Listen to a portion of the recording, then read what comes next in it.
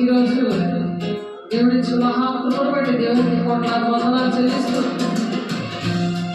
పిలుపుకు తగినట్లు జీవించుటే దేవుని చిత్తమనే వాక్యం మనం నేర్చుకునే ముందు దేవుని ఆరాధించుకుందాము.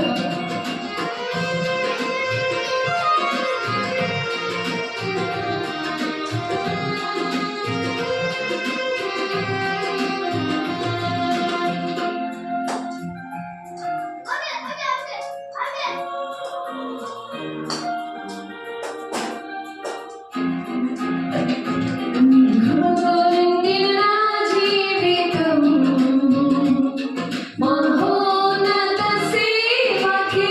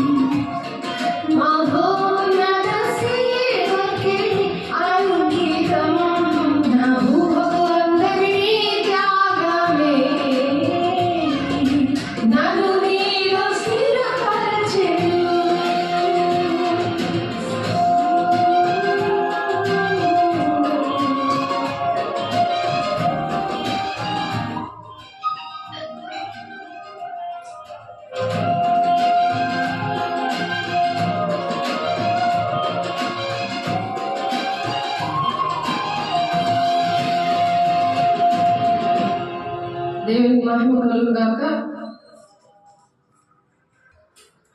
దేవునికి మహిమ కలుగుగాక.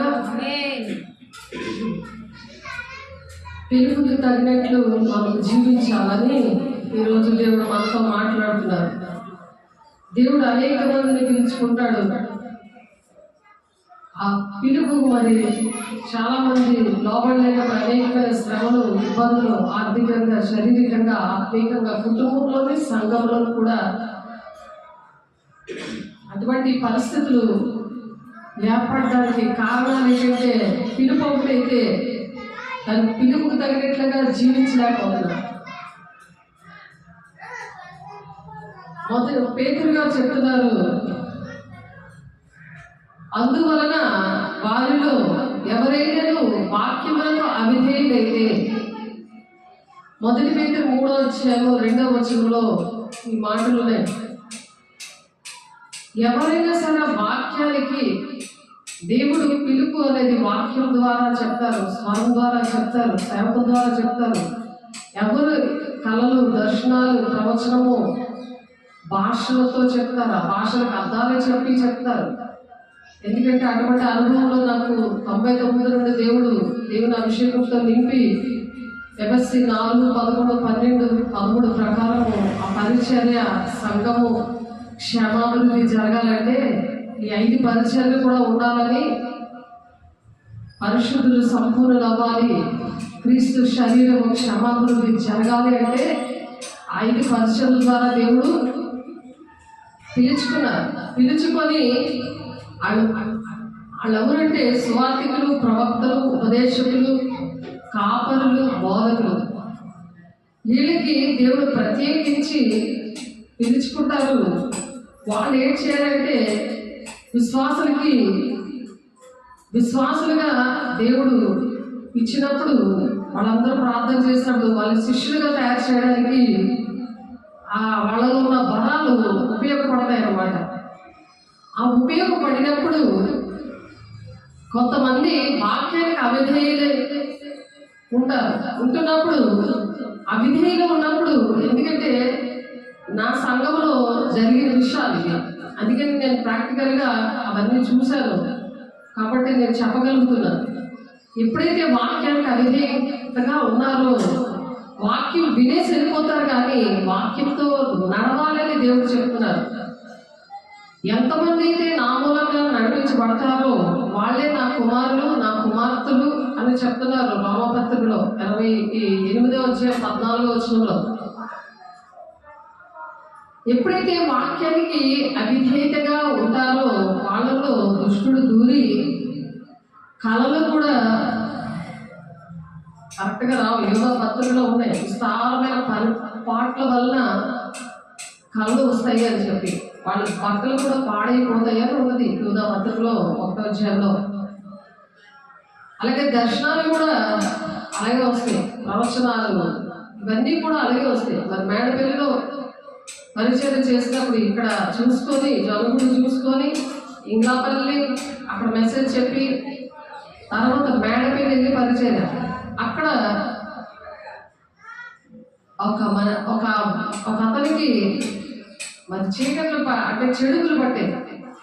అతనికి మరి ఈ అనుభవంలో ఉన్న శిష్యులందరూ కూడా వెళ్ళి ఈ అనుభవంలో ఉండి వాళ్ళకి దర్శనం, ప్రవచనం, భాషలతో మాట్లాడము, భాషలకి అర్థాలు చెప్పేవారు ఆ వివేచన వరం అన్నమాట. ఆ దేవుడు చెప్తున్నారా, దెయ్యం చెప్తుందా, ఈ విషయాలు దేవుడు ప్రార్థన చేస్తున్నప్పుడు ఆన్ చేస్తారు. నాకైనా వాళ్ళకైనా ఒక టీం వర్క్ లాగా చేసేదన్నమాట. అంటే సంఘం క్షేమాభివృద్ధి జరగడానికి, క్షేమము దేవుని వల్ల కలుగుతుంది కానీ మనుషుల వల్ల కలగదు మనకి. అప్పుడు అతనికి చెడుగులు పెట్టేశారు. అతను రక్తంతో గోడంతా కూడా ఏసరక్తమే చేయమని వాళ్ళ ఇంట్లో రాసుకొని 1 నెల రోజుల పాటు భోజనం లేదు, ఏంటి లేదు. పిల్లలు, 3 పిల్లలు, భార్య, మరి అత్త, మామ, మరి పుట్టింటో వీళ్ళందరూ కూడా చాలా బాధపడుతున్న పరిస్థితిలో దేవుడు ఆ రోజు తీసుకెళ్లారు. మొత్తం పిల్లలందరూ వెళ్ళి అందరూ గ్రూపుగా ప్రార్థన చేసినప్పుడు వాడిలో ఎవరు పెట్టారో, ఎవరు అలా చేశారో. ఇస్సాక్ అనే ఒక ఆయన, అతను రోడ్డు పక్కన ఉంది అతను చర్చి. వాడికి ఏ అసమాధానం వచ్చిందో తెలియదు, కానీ అతను పెట్టాడు అనేసి అక్కడ బయలుపరిచారు. ఇతనికి పెట్టిన బాధపడుతున్నాడు కూడా అలాగే మాట్లాడాడు. ఆ పరిస్థితి జరిగి నేను ఇలాగా చేయడానికి కారణం ఇది అని చెప్పాడు. ఆ చీకట్లో వెళ్ళిపోయాక ఎప్పుడైతే అలా ప్రార్థన చేసినప్పుడు, దేవుడు అసలు గొప్ప దేవుడు అంటే అనేక మందితో చేతులేసి ప్రార్థన చేసుకున్నందుకు భాషలతో కూడా మాట్లాడుతున్నాడు, కానీ అవి సాతానుగాడు మాట్లాడుతున్నాడని మరి దేవుడు అక్కడ బయలుపరిచారు. భాషలతో మాట్లాడుతున్నప్పుడు కూడా సాతానుడు భాషలు కూడా మాట్లాడారు. అంటే వాడు వేషధారి కదా, వెలుగుదూత కదా. అందుకనే ఆ విధంగా భాషల విషయంలో కూడా అక్కడ దేవుడు బయలుపరిచారు. ఎప్పుడైతే మళ్ళీ అవి గద్దించి అవి వెళ్ళిపోయినప్పుడు మళ్ళా దేవునాత్మతో నింపబడి అతని విషయాలన్నీ కూడా చెప్పాడు. ఎందుకు నీకు ఆ చీకట పడ్డాయి, ఎందుకు అలా జరిగింది అంటే, పిలుపు దర్శనము లేకుండా దేవునికి అవిధేయతగా ఉన్న వారిని సాతానుడు వాడుకుంటాడు. ఆ విషయాలు కృపావరంలో వివేచన వారము మనకి లేకపోతే మోసపుచ్చే దినాల్లో ఉన్నాం. మంచి దినాల్లో మోసపరిచే దినాలు, ఎయిర్పోర్ట్లో ఉన్న వారితో సహా మోసపరిచే దినాలు అన్నమాట. మోసపరచబడతారు. అందుకనే మీరు పరీక్షించుకోండి, అది ఏ ఆత్మో పరీక్షించుకోండి అని చెప్తున్నారు. అర్థమవుతుందా? ఎక్కడుందా మాట? చాలాసార్లు చెప్పమైంది. 1 యోహాను 4:1 ఉంది. అవి ఏ ఆత్మలో వచ్చే దినాల్లో అనేకమైన ఆత్మలు బయలుదేరుతాయి. అది ఏ ఆత్మలో మీరు పరీక్షించుకోండి. పరీక్షించుకోవాలంటే మనం ఎప్పుడు కూడా పరిశుద్ధాత్మతో నింపబడి పరిశుద్ధంగా ఉండాలి. అలా ఉండాలంటే వాక్యానికి అవిధేయతగా ఉండకూడదు. వాక్యం అనే దేవుడికి లోబడినప్పుడు ఆ వరాలు కరెక్ట్గా వాడబడతాయి. అక్కడ ఎందుకు అబ్బాయి విషయంలో ఎందుకు అలా జరిగింది? భయం ఆవరించేసింది. పరిపూర్ణమైన ప్రేమ భయాన్ని వెలగొడదని ఉంది వాక్యం. 1 యోహాను పత్రికలో పరిపూర్ణమైన ప్రేమ అంటే దేవుని ఆజ్ఞలు గైకుంటారన్నమాట. ఆయన ప్రేమించేవారు ఆయన ఆజ్ఞలు గైకుంటారు. పరిపూర్ణమైన ప్రేమ అంటే దేవుని ఆజ్ఞలు పాటించారు. ఈ పరిపూర్ణమైన నన్ను ప్రేమించేవారు నా ఆజ్ఞలు గైకుంటారు అని చెప్తున్నాడు పౌలు గారు. నన్ను ప్రేమించేవారు నా ఆజ్ఞలు గైకుంటారు అంటే దేవుడు మనకి ఏ పనప్ప చెప్పారో, ఏ విషయంలో పిలుచుకున్నాడో ఆ విషయాలు చేస్తారు. లేకపోతే నేను చేయను, నా వల్ల అవ్వదు అని సాతాను గాడికి ఇష్టమయ్యేలాంటి మాటలు వస్తాయి. అక్కడి నుంచి తండ్రి ప్రణాళిక నెరవేర్చబడదు. ఇక్కడ మత్తయి 7:21 తండ్రి చిత్తం ఎవరైతే నెరవేరుస్తారో వాళ్ళే దేవుని రాజ్యానికి వెళ్తారని ఉంది. అప్పుడు చాలా మంది ఆ 21 అలాగంటే 22, 23 ఆ వచనాల్లో ఏముందంటే, నీ నామంలో దెయ్యములు వెళ్ళకూడలేదా, అద్భుత కార్యాలు మేము చేయలేదా, మేము ప్రవచించలేదా అని కొన్ని మాటలు ఉన్నాయి. అక్కడ మీరు ఏంటి చేస్తున్నారో దేవుని విషయంలో ఎవరికైనా ఏమైనా పెట్టడమైనా, అవి మాటలు ఇవ్వడమైనా, లేకపోతే బాగోలేదని స్వార్థ చేసి వాళ్ళని తీసుకొచ్చి వాళ్ళకి అన్ని పరిచయాలు చేసినా అంత వ్యర్థమైపోతుంది అనమాట. వాళ్ళు ఏమని పిలుస్తారు? దేవుడు అక్రమం చేయవాలా పొంది మీరెవరో నాకు తెలియదు అంటాడు అక్కడ. అందుకే పిలుపుకు తగినట్లుగా జీవించడమే దేవుని చిత్తం. అలా జీవించాలన్నమాట. జీవించకపోతే ఆ పిలుపు ఒకటి, పనులు ఒకటి చేస్తూ ఉంటారు. దేవుడు ఏ పనులకు చెప్పారో, నాకు ఎంత శ్రమైనా, ఖడ్గమైన, హింసైనా, ఉపద్రవమైన దేవుని ప్రేమ నుండి ఎడబాపున అని పౌలు ఎలాగైతే బ్రతికిట క్రీస్తే చావైతే లాభమే అన్నట్టుగా నిలబడ్డాడో, ఆ వాక్యాన్ని ఓర్పుతో అంగీకరించినప్పుడు శోధన కాలంలో దాస్తాను అంటున్నాడు. 3వ అధ్యాయం 9, 10 వచనాల్లో 11 వచనాలు ఏంటుందంటే అక్కడ దేవుడట శోధన కాలం దాసి వాళ్ళ మీద దేవుని పేరుని రాస్తున్నాడట, నా బిడ్డ అని. అటువంటి సాక్ష్యము దేవుడు ఆరాధన చర్చలో నేను చేశాను, ఇంగళాపల్లిలో నేను చేశాను, జమ్మగుంట్లో ఇక్కడ చేశాను. అక్కడ దెయ్యాలు ఒక మనిషి మీదకి వచ్చి, దేవుడు కూడా ఒక మనిషి మీదకి వచ్చి ఆ పరిశుద్ధాత్మ పొందుకొని ప్రవచిస్తున్నప్పుడు చెప్పిన మాటలు, నా బిడ్డ, నా సంపూర్ణమైన బిడ్డ అని. రాయలసీమలో ఉన్నప్పుడు అక్కడ నుండి ఇక్కడికి తీసుకొచ్చారు. ఒక మాంత్రికుడు దేవుడితో మాట్లాడతానన్న ఒక ఆశ, దాహము నా మనిషిని సాతాను ఏం చేశాడంటే పిలుపుకు తగినట్లుగా జీవించలేనందుకు ఒక మాంత్రికుడిగా సాతాను తయారు చేశాడు. 48 సంవత్సరాలు వచ్చే వరకు 11 సంవత్సరాల నుండి దాహము, దేవుడంటే ఇచ్చి దేవుడితో మాట్లాడాలి. అలాంటి మనిషిని ఎప్పుడైతే వాక్యం అనే దేవుడికి లోబడరో సాతాను అక్కడ వాడుకుంటాడు. అది గమనించాలి. వాడుకున్నప్పుడు తండ్రి చిత్తాన్ని నెరవేర్చలేదు. పిలుపుకు తగినట్లుగా తండ్రి చిత్తాన్ని మనం నెరవేరిస్తేనే దేవుని రాజ్యానికి వెళ్తాం, లేకపోతే అక్రమం చేయవల్ల పొండి అనే విషయంలోకి వెళ్ళిపోతాం. కాబట్టి అంతవరకు ఎవరైతే సహిస్తారో వాళ్ళకి నేను జీవకిరీటం ఇస్తానని ప్రకటన 2:10 ఉంది. ఆ జీవకిరీటం పొందుకోవాలి అంటే దేవుని పిలుపుకి తగినట్లుగా జీవించాలి. ఒక శ్రమ వచ్చినా సరే, ప్రాణాల మీదకి వచ్చినా సరే. అందుకే పౌలు గారు అంటారు, బ్రతుకుటకు ఇస్తే చావైతే లాభమే. లాభం అంటే ఏంటి? ఆ జీవ కిరీటం పొందుకుంటాం, ఆయన కుడిపార్శ్వాన కూర్చుంటాం. 1000 ఏళ్ల పరిపాలనలో దేవునితో పాటు మనము కూడా రారాజు బిడ్డలుగా, కుమారులుగా మనం ఉంటాం. అలా ఉంటాం. ఎవరైతే నీ మాటలు వినట్లేదో, అవిధేయత చూపించి నీ మీద నా మీద తిరుగుబాటు చేస్తున్నారో వాళ్ళు అక్కడ సిగ్గుపడతారు, నరకంలో కాలుతూ. 1000 ఏళ్ల పరిపాలన వరకు వాళ్ళు రాలేదు వాళ్ళు. ఇప్పుడు అందుకే మనం శ్రమలన్నీ ఓర్చుకుంటూ సిద్ధంగా ఉండాలి. దేవుడు వస్తున్నాడు, ఆయన వస్తున్నాడు. పెళ్లి కుమార్తె సంఘముగా మనం సిద్ధపడి ఉండాలి. పరిశుద్ధ అలంకారాలు ధరించుకొని సాగిలపడి నమస్కరించండి అని కీర్తనాకారుడు చెప్పాడు. సాగిలపడి నమస్కరించాలి ఎప్పుడు కూడా. పరిశుద్ధ అలంకారాలు అంటే కృపావరాలు, ఆత్మీయ ఫలాలు, దేవుని అభిషేకం ఉన్న వారికి వస్తాయి. ఆ వరాలు చాలా ఫాస్ట్గా పనిచేస్తాయి. వాళ్ళు ఎలా అర్థంగా సరే నీలో ప్రేమ వస్తుంది, కానీ దుఃఖము రాదు, వేదన రాదు. నేను చెయ్యను అనే మాట నీలో వచ్చిందంటే సాతాను నీలో ఎంటర్ అవుతున్నాడు. సాతాను బీజం నీ ఒంటిలో పడిపోతుంది. అందుకే కృపా సింహాసనం దగ్గర ఫస్ట్ తీర్పు పొందుకొని మనంతటా మనము విమర్శించుకొని ఎట్లా తీర్పు పొందకపోదుమని ఉంది వాక్యం. 1 కొరింథీ 11వ అధ్యాయంలో లాస్ట్ వచనంలో ఉంటుంది,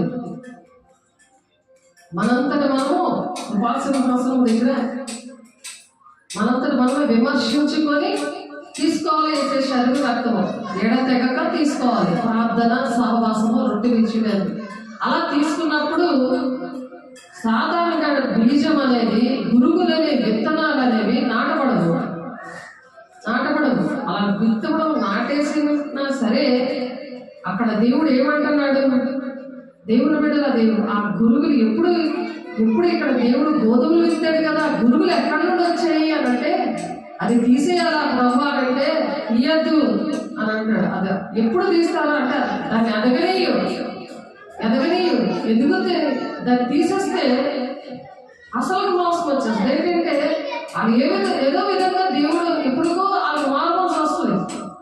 అవి వస్తే ఇప్పుడు ఈ విషయంలోనే రావచ్చు. వాక్యానికి లోబడితే, సేవకులకు లోబడితే వాళ్ళకి మరి వెళ్ళినప్పుడు తిరుగుబడి చేసినప్పుడు వాళ్ళు వదిలేయకూడదు. జీవితాంతం కూడా మంచి కాపరి తన గొర్రెల కోసం ప్రాణం పెడతాడని ఉంది. జీతగాడు వదిలేసి వెళ్ళిపోతాడు. మరి జీతం దేవుడి దగ్గర జీతం ఉంది కదా, వారి క్రియలు చెప్పగా ఆయన మనకి జీతాన్ని సిద్ధపరచుంచాడు. అదే జీవకిరీటం. దేవుడితో జీవితాంతం ఉండేది అదే జీతం. మనకు కలిగిందంతా కూడా దేవునికి మనం ఇవ్వాలి. అది డబ్బులే కావచ్చు, టైమే కావచ్చు, మన ఒంట్లో శక్తే కావచ్చు, మన కంట్లో కన్నీరే కావచ్చు, ఏదైనా సరే ప్రతిదీ నీ కన్నీరు ఆయన కవలిలో దాచి ఉంచాలని ఉంది వాక్యం. ప్రతిదీ దాస్తాడు. ఇష్టపూర్వకంగా దేవుడు డబ్బులు ఇవ్వాలి. ఇష్టంగా ఇచ్చినప్పుడు అక్కడ చిల్లి సంచులోంచి అక్కడ కూడా పరలోక రాజ్యంలో అది అక్కడికి వెళ్ళదు. వెళ్ళినా సరే అది అలా కింద పడిపోతూ ఉంటుంది. అది కింద నేలపాలు అయిపోతుంది. చిల్లి సంచులో పోసినట్టు అయిపోతుంది. నువ్వు ఇష్టపూర్వకంగా ఇవ్వకపోతే అది నీకు మంచిది కాదు, మాకు మంచిది కాదు. ఇష్టపూర్వకంగా సేవ చేయాలి. ఇష్టపూర్వకంగా దేవుడి డబ్బులు ఇవ్వాలి. శాస్త్రుల నీతి కంటేను, పరిశీలన నీతి కంటేను మీ నీతి అధికము కాని ఎడల మీరు పరలోక రాజ్యంలో ప్రవేశించలేరు అని ఉంది వాక్యం. మత్తయి సువార్త 23 అధ్యాయము. మత్తయి సువార్తలో ఉంది ఆ మాట.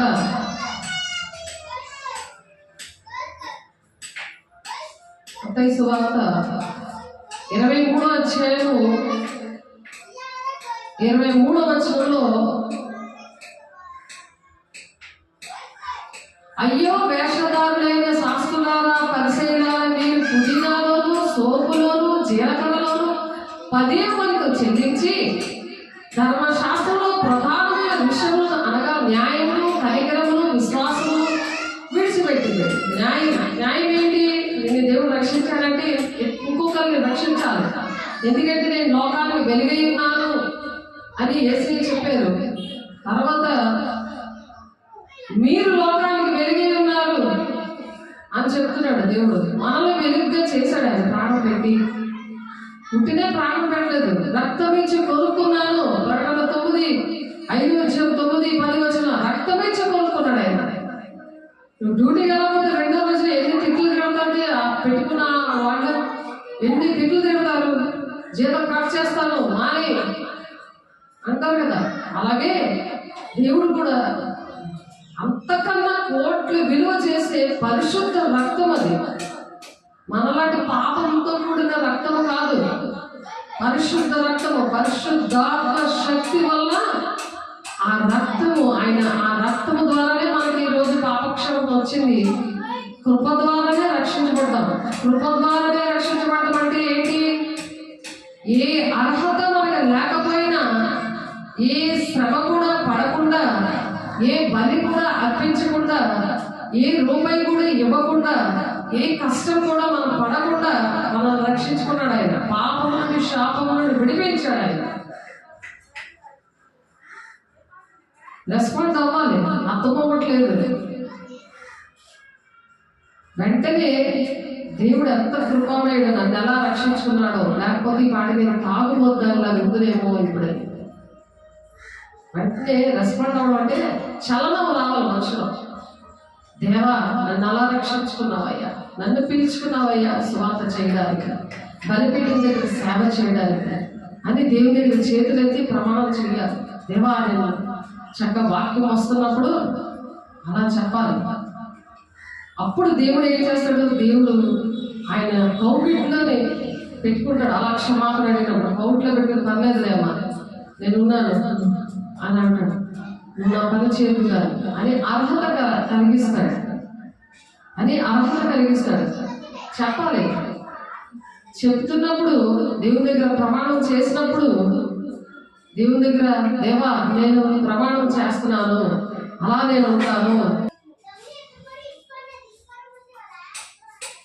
దేవుని విషయాలు చాలా జాగ్రత్తగా దేవుని దగ్గర ఎప్పుడైతే మనం అలా ఒప్పుకుంటామో వెంటనే దేవుడు అక్కడ నుండి దేవుని నామంతో నడిపించడం స్టార్ట్ చేస్తుంది.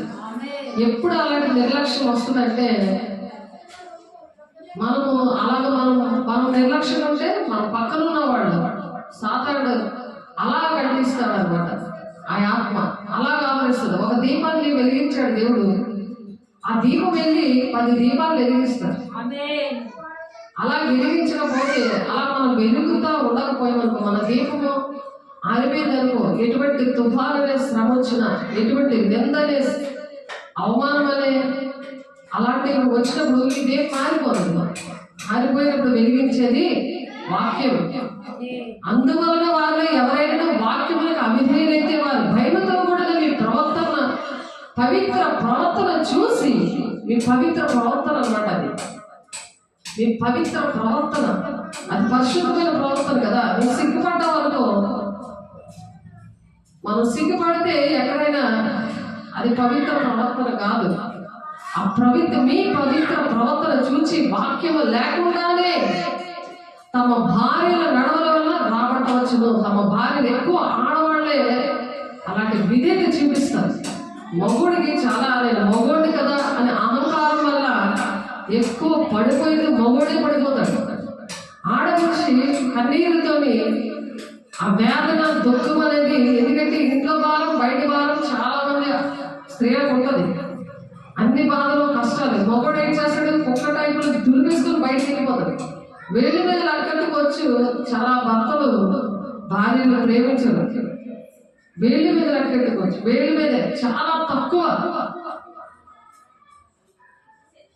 పాస్టర్స్ మీటింగ్ కూడా భార్యలు తీసుకురారు. అందుకే మేమిద్దరం ఎక్కడికి వెళ్ళినా సరే మేమిద్దరం ఉంటాం. ఎక్కడికి వెళ్ళినా ఎన్ని శోధనలు వచ్చినా మళ్ళీ ఏకవలసిన సమాధానము దేవుడు ఎందుకు తీసుకొస్తున్నాడంటే మీ పవిత్ర ప్రవర్తన చూచి అంటున్నాడు. మనకి అందరికీ భర్త దేవుడు అనమాట.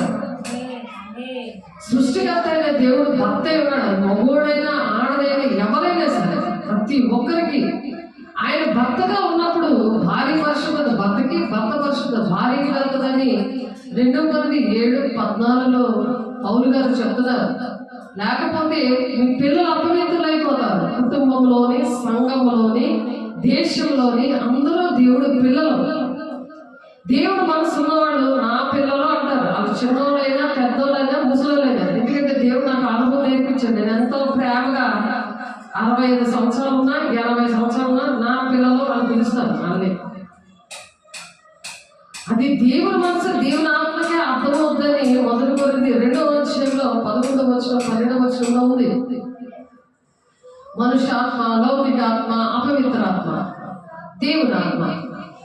మనుషుల సంగతులు మనుషులకు అర్థం అవుతుంది. ఆ మనుషాత్మ ఉన్నవాళ్ళు వాళ్ళ భాష, వాళ్ళ ప్రవర్తన అనమాట, వాళ్ళ భాష. ఆత్మీయ పిల్లల్ని పేరు పెట్టి పిలుస్తారు, లేకపోతే చెల్లి, తల్లి అని పిలుస్తారు. కానీ ఆ పిల్లలు వాళ్ళు అందరూ వాళ్ళు కూడా అమ్మ అని పిల్లలు, అమ్మ అని పిల్లలు. ఆ దేవునాత్మ ఉన్నవాళ్ళే అమ్మ అని పిలుస్తారు, లేకపోతే పాస్టర్ గారు అని పిలుస్తారు. రెండింటిలో తేడా ఉంది కదా. దేవునాత్మ, మనుష్యాత్మ. మనుష్యాత్మ ఉంటే పాస్టర్ గారు అని పిలుస్తారు, అందరూ పిలుస్తారు. అలాగే ఇప్పుడు నా ఆత్మీయ పిల్లలు, నేను కన్నా పిల్లలు ప్రసవేదన కలిగి బిడ్డల కను అని ఉంది కదా వాక్యం.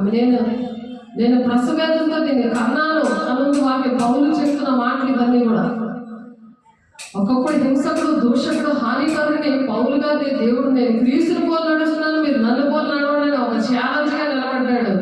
ఆ అపోస్తుల బోధ నాకు దేవుడు నేర్పించారు. ఎందుకంటే నామకార్థమైన బోధలో నేను పుట్టి పెరిగాను. దేవుణ్ణి దేవా నాకు భక్తి నేర్పించాలని ఏడిస్తేనే దేవుడు నాకు నేర్పించారు. అలాగే మీరు కూడా ఏడిస్తే మీకు నేర్పిస్తారు. అప్పుడు వాక్యానికి అవిధేయులైతే మీ భార్య వారి భయముతో కూడిన మీ భార్య ప్రవర్తన. ఎందుకు భార్య ప్రవర్తన అంటే సంఘము, భార్య అంటే సంఘము, పెళ్లి కుమార్తె సంఘము. అలాగా సిద్ధపడి ఉండాలి.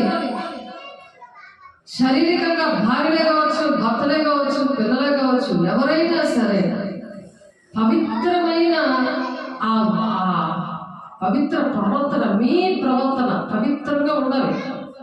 మనుషాత్మలో ప్రతిదానికి ఏడుపు వచ్చేసి నేను వాళ్ళతో మాట్లాడను, వాళ్ళ దగ్గర నేను వెళ్ళను, వాళ్ళ మాట ఏమని అని వదిలేస్తారు. కానీ మంచి కాపులు కాదు, గొర్రెల కోసం ప్రాణం పెడతారట. జీతగాడు, అహంకారం ఉన్నవాళ్ళు, ఏదో ఆ దగ్గర ఉండి ఆశిస్తున్న వాళ్ళు వెళ్ళరు. వాళ్ళు మళ్ళీ పలకరించరు, వాళ్ళతో ఫోన్ చేసి మాట్లాడరు. ఒకవేళ తప్పు తెలుసుకొని తప్పిపోయిన కుమారుడు ఏ విధంగా వచ్చాడు తండ్రి దగ్గరికి, ఎలాంటి గిన్నె చేశాడు, పక్కనున్న కొడుకు, పెద్ద కొడుకు చాలా జల్సీ ఫీల్ అయిపోతాడు. నేను గిన్నె చేస్తే వాడు తప్పు చేశాడు కదా, వాడిని కబులించుకొని వాడికి మంచి విందు చేసి పెద్ద అంగీ కుట్టించి చేతికి ఉంగరం పెట్టి కాళ్ళకి జంపు తోడించి పెద్ద కొమ్మిన లేడుదోడు గొర్రె పిల్లల్ని కట్ చేసి మంచి విందు చేసావే. ఏ రోజైనా నాకు ఒక గొర్రె పిల్లని ఏదైనా కోసి నువ్వేమన్నా విందు చేసావా అని అడుగుతాడు. ఎవరిని దేవుడు ఎందుకు ప్రేమిస్తున్నాడు? వాక్యానికి అవిధేయులు ఉన్న వాళ్ళని ప్రేమిస్తున్నాడు. ప్రేమించి దేవుని ఆత్మతో నింపుతున్నాడు ప్రతి ఒక్క బిడ్డని. ఆ ఆత్మని ఎలా కాపాడుకోవాలి? అంతవరకు పరిశుద్ధాత్మని కాపాడుకోవాలి. రోజు వాక్యం చదివి మోకరించి ఉపవాసం ఉండి కన్నీళ్ళ ప్రార్థన, పాట పాడినా వాక్యం చెప్తున్నా వాళ్ళని చూసినా కన్నీళ్ళు రావాలి. నీలో అహంకారం వస్తుందంటే నువ్వు వాక్యానికి అవిధేయత చూసినంటే దేవుడు మాటలు వినట్లేదు, దేవుడి మీద తిరగబడుతున్నావు. అది పిలుపుకు తగినట్లుగా జీవించడం అంటే తండ్రి చిత్తం. అది తండ్రి చిత్తము. ఆ తండ్రి చిత్తముగా ఉన్నప్పుడే దేవుని రాజ్యానికి వెళ్తారు. తండ్రి చిత్తము ప్రకారం తండ్రి చిత్తం నెరవేర్చే దేవుని రాజ్యానికి వెళ్తారని మత్తయి 7:20 అందుకే ఉంది. అవన్నీ ఓర్చుకోవాలంటే ఏంటి కావాలి? దేవుడితో సహవాసం అనుక్షణము నువ్వు నేను చెయ్యాలి. అప్పుడు దీంతో పాట ద్వారా నిన్ను ఓదారుస్తాడు, వాక్యం ద్వారా ఓదారుస్తాడు, సాక్ష్యం ద్వారా నిన్ను ఓదారుస్తాడు. యేసే సాక్ష్యం ఏంటి? నన్ను ప్రేమించేవారు నాకన్నా గొప్ప కార్యాలు చేస్తారన్నారు. ఆయన ప్రేమించి ఆయన ఆజ్ఞలు గైకొన్న వారిని 1000 తరాలకు దీవిస్తారంటున్నాడు. ఆయన చెప్తున్నాడు. ఆయన 1000 తరాల వరకు చనిపోయినా నేను చనిపోయినా 1000 తరాలకు పిల్ల పిల్ల పిల్ల తరాల వరకు వచ్చేస్తుంది. ఆ దీవెన తన్నుకుంటూ వస్తుంది. తండ్రి చిత్తాన్ని నెరవేర్చాలి, పిలుపుకు తగినట్లుగా జీవించాలి. నిన్ను స్వార్థికరాలుగా ఎంచుకున్నాడా? ప్రార్థనా పరురాలుగా ఎంచుకున్నాడా? అందరికీ ఇచ్చేదానిలాగా పెట్టేదానిలాగా అటువంటి దేవుడు హృదయం నీకు దేవుడు ఇచ్చాడా? అది పోతుందంటే అమ్మా సాతానుడు నా ఒంట్లోకి వస్తున్నాడు అన్నమాట. నాకు అహంకారం వస్తుంది, చిరాకు వస్తుంది, వాళ్ళ మీద కోపం వస్తుంది, ఇరుగు పొరుగులు అంటున్న మాటలకి నాకు కోపం, నా నిందలు ఎందుకు అలా అనాలి అని పౌరుషం సాతానుడు తెప్పిస్తాడు. ఏసైనా సార్ మాంత్రికుడా, దెయ్యాలు పట్టినోడా అది శిష్యులు అనేసారు. ఆయన ఎవరో నాకు తెలియదు అనేసాడు. పేతురు బొంకేశాడు. ఎందుకంటే పరిశుద్ధాత్మ దేవుడు లేడు. పేతురు నన్ను ప్రేమిస్తున్నావంటే అవును ప్రభు నేను ప్రేమిస్తున్నాను అయ్యా. మరలా అడుగుతాడు, పేతురు నన్ను ప్రేమిస్తున్నావా అనేసి అడుగుతాడు. అవును ప్రభు నేను ప్రేమిస్తున్నానయ్యా నేను అని అంటున్నాడు. ఇది వేసి ఎన్నిసార్లు అడుగుతున్నాడు ఏంటి అని అనుకున్నాడు మనసులో. మళ్ళీ వేసి అడుగుతాడు, పేతురు నన్ను ప్రేమిస్తున్నావా? అది నీకే తెలిసయ్యా నేను ఎంతగా ప్రేమిస్తున్నాను, నీకు తెలిసి కదయ్యా అంటున్నాడు. కానీ నేను తెలియదు అని చెప్పి ప్రేమించిన వాళ్ళు నువ్వు ఎవరో నాకు తెలియదు అన్నా కదా అంటారా? అంటారేంటి? తెలియదని అంటారా? ప్రేమించిన వాళ్ళు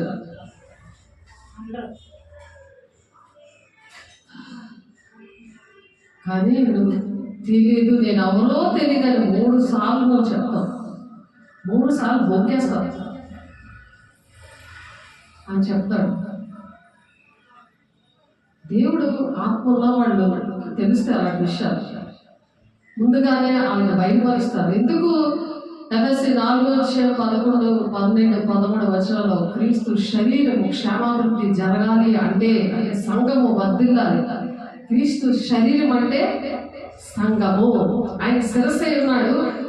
ఎవరైతే పిలుచుకున్నాడో దేవుని పని చేయడానికి, పనిముట్లుగా దేవుని పరిచయం చేయడానికి, దేవుని రాజ్యాన్ని కట్టడానికి, దేవుని రాజ్యానికి మనం వెళుతూ వాళ్ళు తీసుకెళ్ళడానికి ఆ గ్రామం అప్పచెప్పాడంటే ఆ గ్రామం అంతా కూడా దేవుని రాజ్యానికి వెళ్ళాలి. నాకు బాధ్యత అప్పచెప్పాడు దేవుడు అని ప్రతి ఒక్కరికి కూడా తెలియాలి. అందుకని 5 పరిచర్యలు ఇచ్చినప్పుడు అవి పోగొట్టుకున్న వాళ్ళు ఎక్కడున్నా, ఆన్లైన్లో ఉన్నా ఆఫ్లైన్లో ఉన్నా సరే దేవుడు లెక్కడుగుతాడు. అది హెచ్చరిక చేయకపోతే ఆ ప్రాణానికి నువ్వే ఉత్తరవాది పడుతున్నాడు. నువ్వు విని ఇంకొకరికి హెచ్చరిక చేయాలి. మనము చెప్పాలి, మనం చెప్పకపోతే కఠినమైన తీర్పు ఉంటుంది. గద్దించు, బుద్ధి చెప్పు, శిక్ష కూడా వేయు, దైవావేశం వల్ల అని చెప్తున్నారు. చెప్పాలి. మనం దేవుని రాజ్యానికి వెళ్ళాలంటే అందరం ఒకరికొకరు బుద్ధి చెప్పుకోండి అని ఉంది వాక్యం. ఇది మందు కాదు, దేవుని రాజ్యం కట్టుకున్నాం, మన రాజ్యం కట్టుకోవట్లేదు. వాళ్ళు భయపడిపోయి వాళ్ళు ఏమనుకుంటారు, వాళ్ళు బాధపడతారేమో అని అనడానికి ఇది దేవుని రాజ్యం. ఇది దేవుని రాజ్యం కట్టుకున్న పనిలో ఉన్నాము. ఆయన రక్తం ఇచ్చి కొనుక్కున్నాడు, ఎవరు కొనలేదు మనల్ని. ఆయన కొన్నాడు, ఆయన లెక్క అడుగుతాడు, ఆయన ఇస్తాడు జీతం. ఏది కావాలి, ఏది కావాలి మనకి. సాధారణంగా నీకు అలాంటి బోధ చేస్తాడు, నీ మీద దృష్టి నుంచి ఆలోచన చెప్తాను, నీ నడవలసిన బోధిస్తానని దేవుడు చెప్తుంటే, దేవుడు పక్కన పెట్టేస్తుంటే అక్కడ నుండి సాధారణ నీకు బోధిస్తూ ఉంటాడు. నువ్వు వెళ్ళకు, నువ్వేం చేయకు, నీకు ఇంట్లో పనులునే బోళ్ళు, డబ్బులు ఎందుకు ఖర్చు పెడుతున్నావు, ఎందుకు అలా తిరుగుతున్నావు, ఇరుగు పొరుగులు అలా కంటుంటే నువ్వెందుకు అలా చేస్తున్నావు. లేదు ప్రభా, నేను ఎంతైనా అవమానమైన నీ కోసం భరిస్తానయ్యా, నన్ను క్షమించయ్యా, నా పని నేను చేస్తానయ్యా, నువ్వు ఒక చెప్పిన వారి కోసం చావైనా బ్రతికైనా నువ్వేనయ్యా, తండ్రి కుటుంబాశ్రమ కూర్చుండబెడతాను అంటున్నాడు ఆయన. ఎలాంటి జీవితం అది, యుగకాలం ఉండే జీవితం, ఊహించలేనిది. నన్ను ప్రేమించే వారికి సమస్తము సమకూర్చి చేస్తానంటున్నాడు ఆయన. మొత్తం 28వ తన్ను ప్రేమించాలి, ఆయన చేస్తాడు. ఆయన ప్రతిదీ ఆయన చేస్తాడు. నువ్వు మనుషుల కోసం నువ్వు ఎందుకు ఆలోచిస్తున్నావు, నాకు దేనికోసం మీరు చింతపడకూడదు అంటున్నాడు. ప్రార్థన విజ్ఞాపనంతో ప్రతి విషయాలు కూడా మీరు ఆయనకు తెలియజేయండి అన్నది ఫిలిప్పీయులు రాసిన పత్రికలో 4వ అధ్యాయంలో. ఆ 3వ వచనం అంటది, సహకారుల పేరులో జీవగ్రంథం ఉంచుతారట. సహకరించాలి దేవుని రాజ్యానికి. ఎవరైతే సహకరిస్తారో పరలోక రాజ్యంలోనికి పేరు ఆ జీవగ్రంథంలో భూలోకంలో ఉండగానే నోటెడ్ అయిపోద్ది.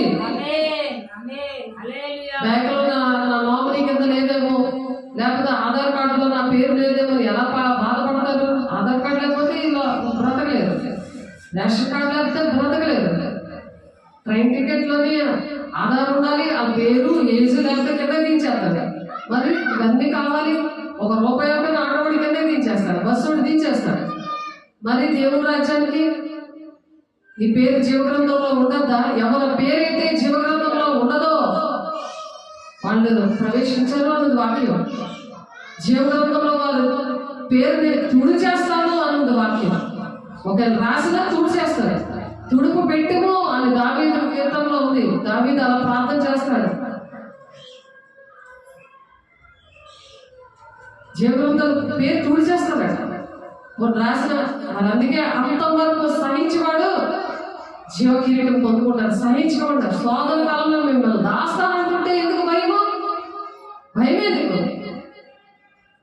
దేవుడు నాకు పొందుకున్నాను, భయపడదు. ఆయన కంచి ఉంటుంది కుటుంబం మీద, సంఘం మీద కంచి ఉంటుంది. దేవుడు కంచి ఉంటుంది. దేవుడు నాతో మాట్లాడాడు, నాకు అలా కంచి వేశాడు. ఈ భయంకరమైన ఏరియాలో చేయలేరు, రాలేరు, సాధారణ రానివ్వడు. అవన్నీ మాట్లాడారు, వాళ్ళు ప్రార్థనలు చేయట్లేదు. ఒక్కొక్కరికి ఒక్కొక్క పనప్ప చెప్పాడు దేవుడు. స్వార్థికుడికి, ప్రార్థనా పనులకి ఒక్కొక్కరికి ఒక్కొక్క పనప్ప చెప్పాడు. ఒక్కొక్క పనప్ప చెప్పాడంటే పిలుచుకున్నాడు. పిలిచినప్పుడు ఆ పని చేస్తానే నమ్మకమైన మంచి దాసుడా, బలా మంచి దాసుడా అంటున్నాడు. నమ్మకమైన మంచి దాసుడా, దాసురాలా అని అనిపించుకోవాలి. మనం హెచ్చరిక చేయాలి. ఒకరికొకరు బుద్ధి చెప్పుకోమన్నది వాక్యం.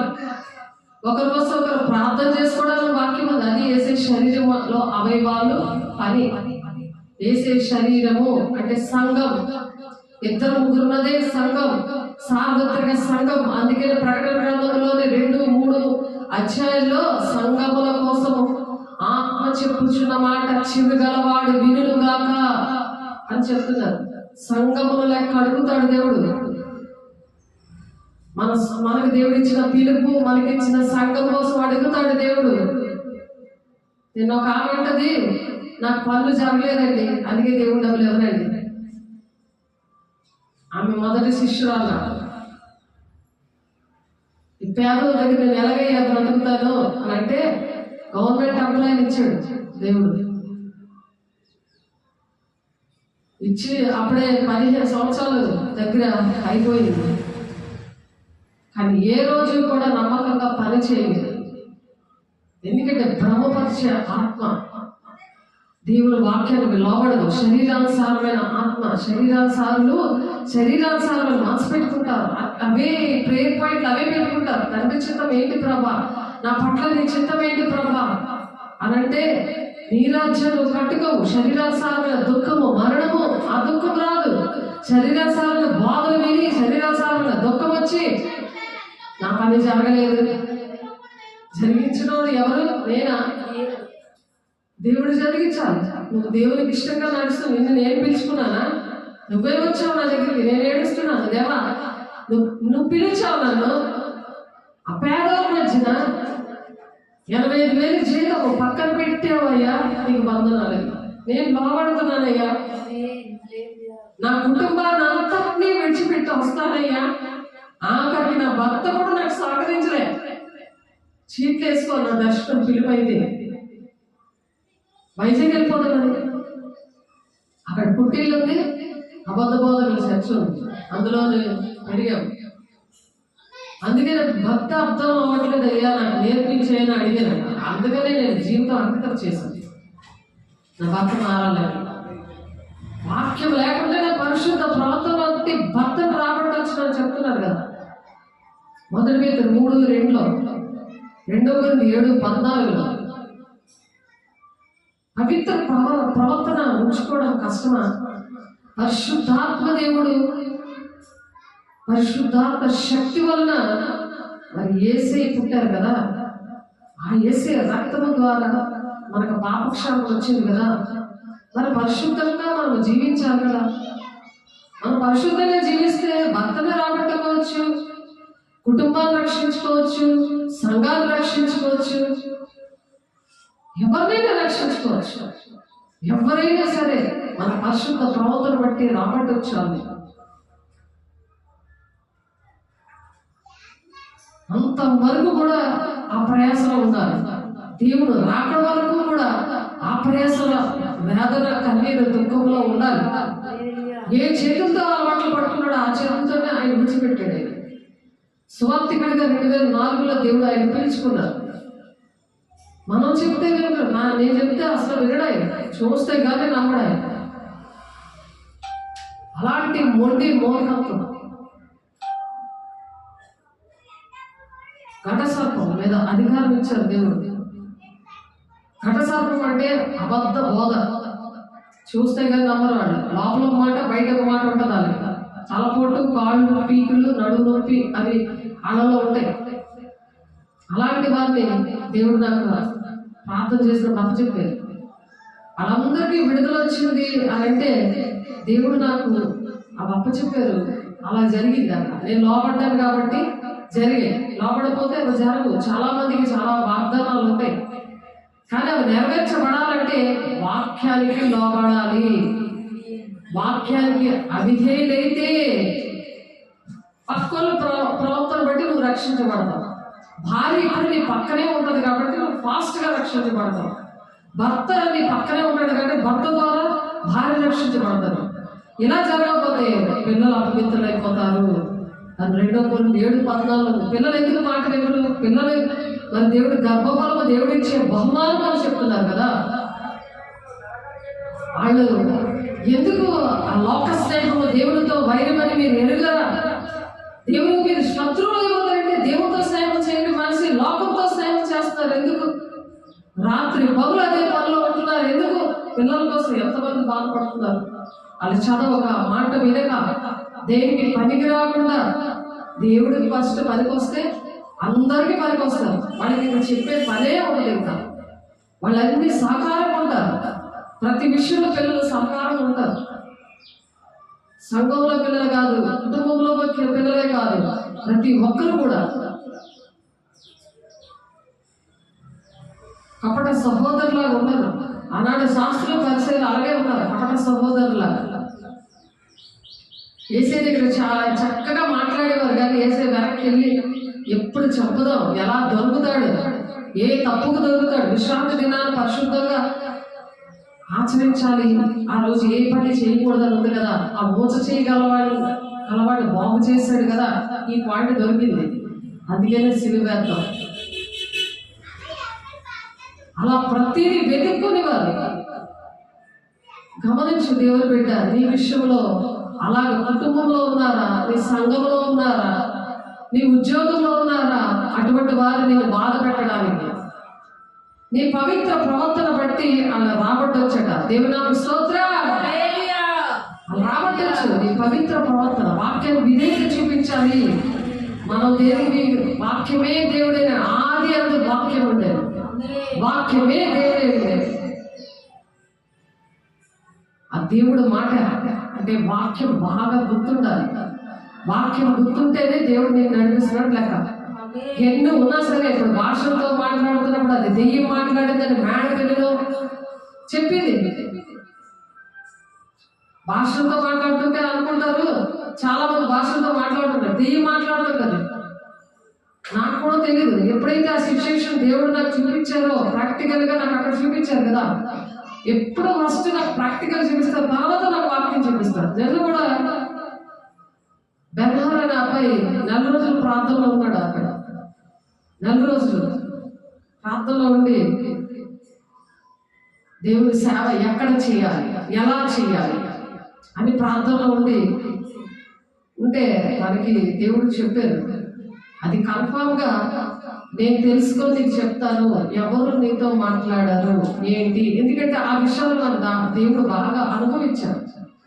గుండెలో వేదనలు నాకు. ఎందుకంటే సాధారణ నుంచి ప్రవచించాడు. ఇందాక చెప్పాను కదా, నా మొదటి బిడ్డ కరుణ, నా ఆత్మీయ బిడ్డ, ఏ రోజు న్యాయంగా ప్రవర్తించాడు. ఎందుకంటే ఎఫెసీయుల పత్రిక 4వ అధ్యాయం ఉంటుంది. గాలి చూద్దాం, ఆ మాట చూద్దాం. ఎఫెసీయుల 4వ పత్రికలో ఎలాగుందంటే ఆ పరిస్థితి, ఎక్కడ శరీరానుసారంగా బోధ ఉంటే అక్కడికి వెళ్ళిపోయి అక్కడే దేవుడు డబ్బులిచ్చేసి, ఆత్మీయంగా పెంచి ఈ అనుభవాలన్నీ పెంచినప్పుడు సాధారణ కళ ద్వారా మాట్లాడేవాడు. ఇక్కడ ప్రార్థన చేస్తాం, మాకు కూడా కనబడేది, ఆమెకి కనబడేది, కానీ లోబడేది కాదు, ఏమీ చెప్పేది కాదు, ఏమీ కూడా. సరిగ్గా బాధ వచ్చినప్పుడే మేము గుర్తించేవాళ్ళం. సంఘం అనేది అప్పుడే గుర్తొచ్చింది. ఎన్ని దిక్కులు తిరిగిన. ఎందుకంటే ఎక్కడైతే దేవుడు నాటాడో వాళ్ళకి వాళ్ళ ప్రాబ్లమ్స్ బట్టి దేవుడు, ఒక డాక్టర్ ఉంటే ఆ డాక్టర్ మరి ఫ్యామిలీ డాక్టర్ అంటారు కదా, అక్కడే ట్రీట్మెంట్ జరుగుతుంది. ఎక్కడెక్కడికో వెళ్ళిపోతే నీకు అవ్వదు కదా, అవుతుందా? దేవుడు ఏర్పాటులో ఉన్నవాడు. దేవుడు పిలుపు దర్శనం అంటే దేవుడి దగ్గర నాకు దర్శనం పిలుపు వచ్చి నేను మరి 3 దిక్కులకి వెళ్ళిపోతాను అనుకున్నాడు ఆయన. వైజాగ్, విజయనగరం, భీమిలిలో సిఎంఆర్ కాలేజ్లో బీటెక్ చేసింది. అది కూడా నాకు వ్యర్థమే అనిపించింది. ఆ డబ్బులు అన్నీ కూడా వ్యర్థమే అనిపించింది. ఎప్పుడైతే దేవుడు మాట్లాడడం స్టార్ట్ చేసి పరిశుద్ధాత్మ నేను పొందుకున్నానో అప్పుడు నాకు వ్యర్థమని అనిపించింది. అయ్యో ఎందుకు నా డబ్బులు వేస్ట్ అయ్యాయి అని.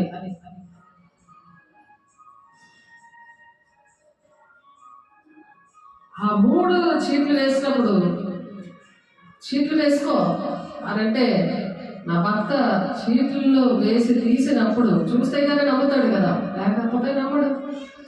వేసుకోమని దేవుడు, అయ్యో చీట్లు కూడా బైబిల్లో ఉంది.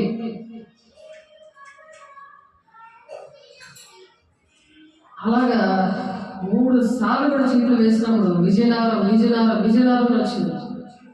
పిలుపు, సువార్త పిలుపు ఆపండి, కాపర్ పిలిపి నాకు. అక్కడ అభిషేకం కూడా కరెక్ట్గా ఇవ్వడానికి ఇష్టపడలేదు. ఎక్కడైతే ఆయన బాప్తిజం తీసుకున్నాడు ఆయన ఇవ్వలేదు. అక్కడ కూడా నేను ఏడ్చి మొత్తుకున్నప్పుడు, దేవుని దగ్గర అడిగినప్పుడు, ఫాస్టింగ్ ఉన్నామయ్యా, అభిషేకం ఇస్తే మేము సేవలో వెళ్తాం. కానీ కరెక్ట్ ఏంటంటే మనుషులు అభిషేకించింది అది లెక్కగా రాదు అని తెలుసుకున్నాను నేను. అప్పుడు తెలియదు, అందుకే ఏడ్చినా నా దేవుడు మరి మాట్లాడారు. నాకు ఈ వాక్యం ఎక్కడుందో కూడా తెలియదు.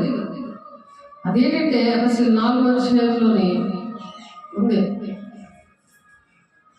ఆ మాట చదువుతున్నాను. ప్రతి ఒక్కరికి దేవుడు మాట్లాడతాడు. ఏ పిలుపు ఏ దర్శనం ఉందో అలా మాట్లాడతాడు, అలా నడిపిస్తాడు, అలా క్రియలు చేస్తాడు. నాకు ఏది తెలియదు, వచ్చి పిలిచినప్పుడు ఏది తెలియదు, నాకు తెలియదు కదా అని అనుకోకూడదు. మోషే గారు కూడా నేను నత్తి ఉంది, నేను ఎలా మాట్లాడతాను అంటే అహరోను సహకారిగా ఇచ్చాడు.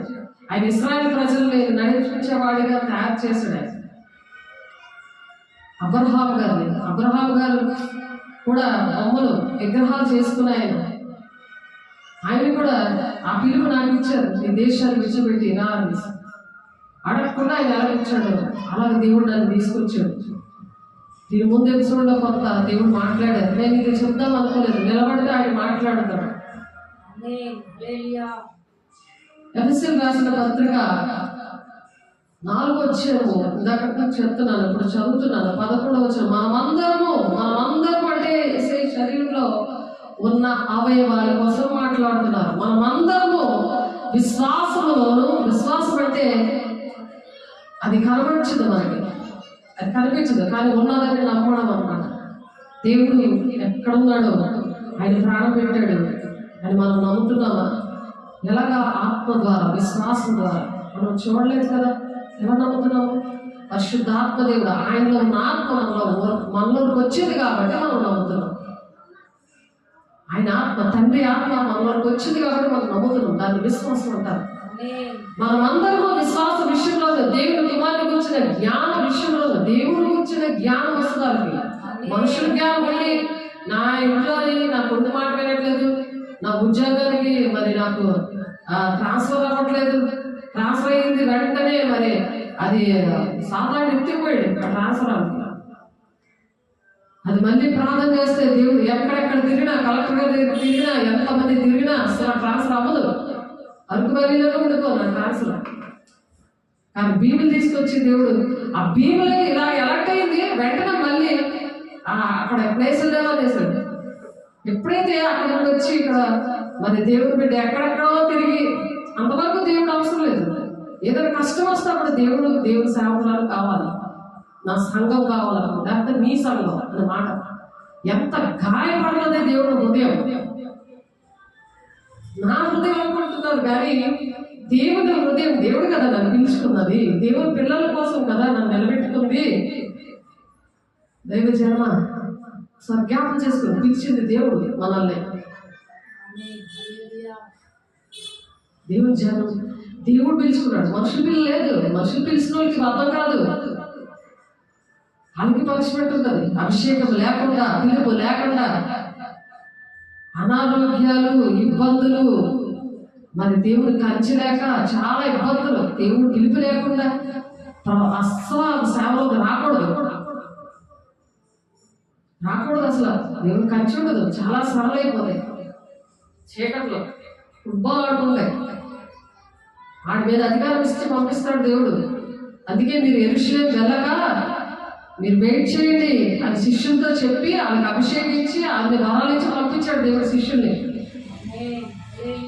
ఇది కఠినమైన మాట, వెళ్ళలేదు కదా. వెళ్ళలేని వాళ్ళని ఎలా చేశాడంటే వాళ్ళు ఎప్పుడు కూడా వేసాడు కలలేదు మరి ఆ శిష్యులందరినీ. విన్నామంటే ఇప్పుడు మనం అందరూ ఉన్నామంటే లోకంలోని ఎంతమంది దేవుడు బిడ్డలు ఉన్నారు, కానీ దాని పర్సంటేజ్ కూడా సాధారణంగా తెలియనివ్వట్లేదు. అందరికంటే ఎక్కువ పర్సంటేజ్ దేవుడు బిడ్డలే ఉన్నారు, క్రిస్టియన్సే, కానీ తెలియనివ్వట్లేదు దుష్టుడు. కానీ ఆ పిలుపుకి తగ్గట్టు ఎన్ని శ్రమలు వచ్చినా ఓర్చుకోవాలి. అందుకని దేవుడు మాట్లాడుతున్నారు, తండ్రి చిత్తం అది, తండ్రి చిత్తం నెరవేరిస్తే మనం దేవుని రాజ్యానికి వెళ్తాం. దేవునికి అవమానం తేకూడదు. దేవుడు దుఃఖపడితే అది ఈ యుగబంధన, రాబోయే యుగబంధన పాపక్షాపం ఉండదు. కాబట్టి మనమందరము విశ్వాస విషయంలోనూ దేవుని కుమారుని వచ్చిన జ్ఞానం ఉండాలి. మనకి దేవుని దగ్గర కూర్చున్నప్పుడు ఆయన జ్ఞానం ఇస్తాడు. అప్పుడు ఆయన గుండెలో ఉన్న వేదన, ఆయన ఎందుకు పిలుచుకున్నాడు అన్నవి అర్థమవుతాయి. ఎంత బాధ వచ్చినా సరే నిలబడిపోతారండి. ఎటువంటి పరిస్థితులు వచ్చినా క్రీస్తున్న బండ మీద కడతాడు కదా. తుఫాను లాంటివి వచ్చినా సరే ఇసుక మీద కట్టలేదు కదా, బండ మీద కట్టాడు. పేతురుని అలాగే బండ మీద కట్టాడు. పేతురు ఎప్పుడైతే పరిశుద్ధాత్మని పొందుకున్నారో మేడగదిలో, అప్పుడు ప్రాణం తెగించి చేశారు. ఆ పేతురే నీడ పడితే అనేక మంది స్వస్థతలు, నీడ పడతాయి. పేతురు నీడ పడితే అనేక మంది స్వస్థతలు. ఏ పేతురైతే పరిశుద్ధాత్మ దేవుడు లేనప్పుడు బొంగేయడం, అబద్ధాలు ఆడుతున్నామేమో, అబద్ధాలు ఆడేవారు నోరు మూయబడును అంటున్నాడు దేవుడు. ఆ నీతిమంతులు చాలా హింస పెడతారని ఉంది వాక్యం. చాలా హింస పెడతారట, నీతిమంతుల్ని చాలా హింస పెడతారని ఉంది వాక్యం. కాబట్టి ఆ హింసని భరించుకునే శక్తి, పిలుపు, దర్శనం ఉండి ప్రవర్తిస్తున్న వారికి, వాక్యాలు లోబడుతున్న వారికి దేవుడు సహకారిగా ఉంటాడు. ఆయన కుడిపార్శ్వన ఉంటాడు. అందుకే నేను కదల్చబడ్డ నా శరీరం సురక్షితంగా నివసిస్తుంది అని కీర్తన 16:8 సాక్ష్యం ఇస్తున్నాడు దావీదు. మనమందరం విశ్వాస విషయంలోని దేవుని కుమారుని గురించిన జ్ఞాన విషయంలోని ఏకత్వం పొంది సంపూర్ణ పురుషుల మగు వరకు, అనగా క్రీస్తుకు కలిగిన సంపూర్ణతకు సమానమైన సంపూర్ణత గలవార మగు వరకు ఆయన ఈలాగా నియమించాను. యేసయ్య ఎలాగున్నారో అలాగ తేరవాలి, అందుకు నియమించాడు. అలా తేరవాలి. అలా ఉండాలని పరిశుద్ధులమే ఉన్నాయి, కానీ సంపూర్ణులు అవ్వాలి. అందరూ పరిశుద్ధులే. అప్పటికే సంపూర్ణత ఎప్పుడు వస్తుంది? అంతవరకు సహించినప్పుడు. ఆ సంపూర్ణకే దేవుడు రాజ్యం. పరిశుద్ధులు సంపూర్ణులు అవ్వనట్లు క్రీస్తు శరీరం క్షమాభివృద్ధి చెందుటకు క్రీస్తు శరీరం ఎప్పుడు క్షమంగా ఉండాలి. ఆయన దుఃఖపెట్టకూడదు.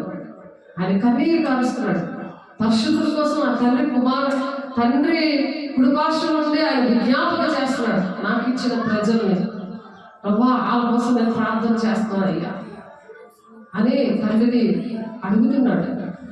పరిచర్య ధర్మము జరిగించటకు ఆయన కొందరిని అపోస్తలుగాను, కొందరిని ప్రవక్తలుగాను, కొందరిని సువార్తికులుగాను, కొందరిని కాపరులుగాను, కొందరిని ఉపదేశకులుగాను నియమించాడు. వాక్యానికి అవిధేయులయ్యారు అనుకోండి, అంతవరకు సహించకుండా ఉన్నారనుకోండి, ఒకరు పరిశుద్ధతను బట్టి ఇంకొకరు రక్షించబడతారని ఇక్కడ 1 పేతురు 3వ అధ్యాయము 2వ వచనంలో నీతిమంతులు ఇచ్చే ఫలము జీవవృక్షము, జ్ఞానం కావాలి, ఇతరులను రక్షించుదురు. అటువంటి జ్ఞానం కావాలి. అటువంటి జ్ఞానం దేవుని అడగాలి. మనమందరము విశ్వాస విషయంలోనూ దేవుని కుమారుని గురించిన జ్ఞానం విషయంలో, మామూలు జ్ఞానం అంటే ఎవరి దగ్గర దోచేద్దాము, ఎవరి దగ్గర పోజులు కొడదాం, ఈ జ్ఞానం కాదు. రానని చెప్పేద్దాంలే, నువ్వు ఆ రోజు రాలేదు కదా అందుకే నేను ఇంకా రాను, నువ్వు రావట్లేదు కదా, నువ్వు వినట్లేదు కదా, నేను రాను అని కాదు. ఆ జ్ఞానం అనేది సైతం జ్ఞానం. అది శరీరానికి సారమైన నియమం అంటారు. పౌలు గారు కూడా ఏడుస్తాడు, నేను ఏదైతే చేయకూడదు అనుకుంటున్నానో అది చేస్తున్నానంటే నాలో ఒక నియమం ఉంది, పాపమరణం అనే నియమము, అది నన్ను చెరబట్టి లోబర్చుకుంటుంది. ఇట్టి మరణం నుండి నన్ను ఎవరు తప్పిస్తారు అని ఏడుస్తున్నప్పుడు దేవుడు, అది ఆ రోమపత్రిక 7వ అధ్యాయం 18వ వచనంలో ఉంది ఆ మాట. అది మరణానికి దారితీస్తుంది, అలా నరకానికి దారితీస్తుంది. అనారోగ్యం ముందు వస్తుంది, తర్వాత మరణం, తర్వాత నరకం, అలాగ వస్తుంది. దేవుని బిడ్డలారా మనము ఎలా ఉండాలి? అందుకని పౌలు గారు అలా ఏడ్చారు. అలాగే మనం ఏడాలి. ఒకప్పుడు ఆయన హింసకుడు, దూషకుడు, హానికరుడే, అనేక మందిని చంపినవాడు, దేవుని బిడ్డలే చంపినవాడు. కానీ ఎలా తయారయ్యాడు? అలాగ వాక్యానికి లోబడి మనం కూడా అలా తయారవ్వాలి. దేవుడు చేయలేదు, సేవకులు నా కోసం ప్రార్థన చేయలేదు, అందుకే నేను దేవుని దగ్గర రాను, అది కాదు లెక్క. దేవుడు ఏ పనికి పిలిచాడో ఆ పిలి నువ్వు నమ్మకంగా నువ్వు చేసినప్పుడు నీటి విషయం పట్టించుకుంటాడు. నువ్వు దేవుడి ఇంటి విషయం పట్టించుకోకపోతే నీటి విషయం ఎందుకు పట్టించుకుంటాడు? ఎందుకు పట్టించుకుంటాడు? నువ్వు నీ దేవుడి రాజ్యం కట్టకుండా నువ్వు దేవుడి పిలుపుని పక్కన పెట్టి దేవుడి శరీరంలో అవయవాన్ని పెట్టి నువ్వు పట్టించుకోవట్లేదు కదా, మరి నీటి విషయాలు పట్టించుకుంటాడు. లైన్గా చూపించాడు ఎన్నో కీడికాలలో కీడు. డైపర్ కట్టుకొని అందరూ అలాంటి వాళ్ళ మధ్యలో కూర్చొని అది తడిసిపోయి ఉన్నా సరే ప్రార్థన చేస్తుంది వచ్చింది.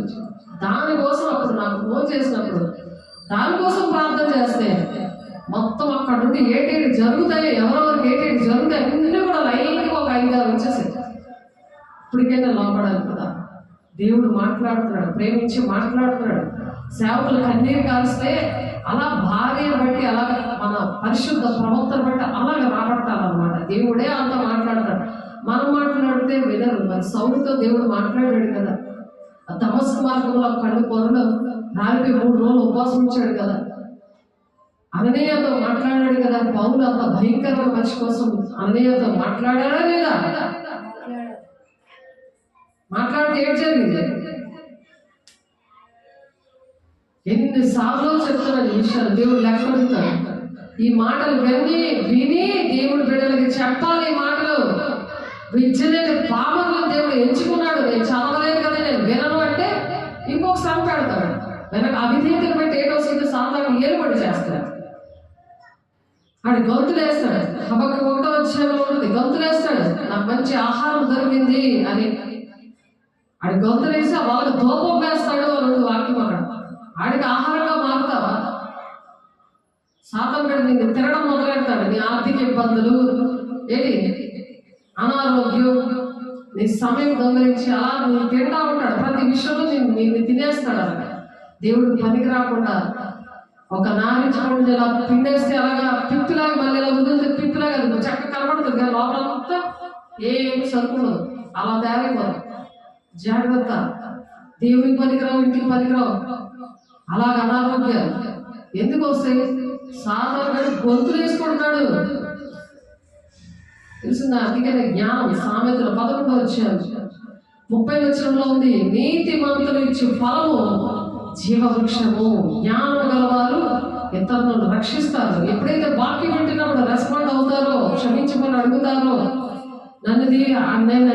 ఇదిగోనైనా ఈ మాటలు పట్టుకొని ఈ విధంగా ఈ వాక్య ప్రకారం నేను నడవాలని ఇష్టపడుతున్నానయ్యా, తండ్రి చిత్తాన్ని నెరవేరుస్తానయ్యా అని గట్టిగా నువ్వు చెప్తావో దేవుడు నీలో వస్తాడో అలా నడిపిస్తాడు. లేకపోతే దేవుని రాజ్యం కూడా అక్రమం చేయవల పొండని ఇష్టం వెళ్ళిపోతారు. తండ్రి చిత్తం నెరవేర్చకుండా గర్జించి సింహంలాగా ఎవరిని మింగుతున్నా అని అలా చుట్టూరు సాధారణ తిరుగుతూనే ఉంటారు నీ చుట్టూరుని.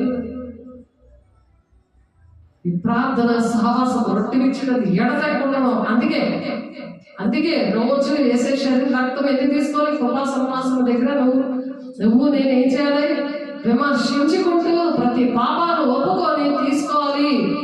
అప్పుడు నీకు దేవుడు జ్ఞానం ఇస్తాడు. ఒకవేళ మాట పడదు, నా నిమిత్తము జనులను నిందించి హింసించి చెడ్డ మాటలాగా పలుకున్నప్పుడు మీరు ధన్యులు, సంతోషించి ఆనందించండి. పరలోకమందుని ఫలము నీ ఫలము అధిక మొదలు అని చెప్తున్నాడు. నీ ఫలము నా ఫలం కాదు, అది నువ్వు ఎంతో అమ్మాలు భరిస్తే నీకు ఫలము. ఆ ఫలం ఏంటి? నీతి మంతులు ఇచ్చే ఫలము జీవవృక్షంలో ఫలాలు తింటాం. అక్కడ పరలోక రాజ్యంలో ఉంది జీవవృక్షం. ముందు దేవుడు ఏదేని తోటలో జీవవృక్ష ఫలం పెట్టాడు, మంచి చెట్ల ఫలము కూడా పెట్టాడు. ఆయన చిన్న పిల్లల్లాగా పరిగెట్టుకొని వచ్చేసేవారు. వాళ్ళ పట్టలు కాదు, పెద్దోడే తొండివారు కానీ వాళ్ళ పట్టలేవు. ఎందుకంటే వాళ్ళు దేవుడి పిల్లలు. దేవుడు వాళ్ళ సృష్టించాడు. వాళ్ళని దేవుడి పిల్లలు.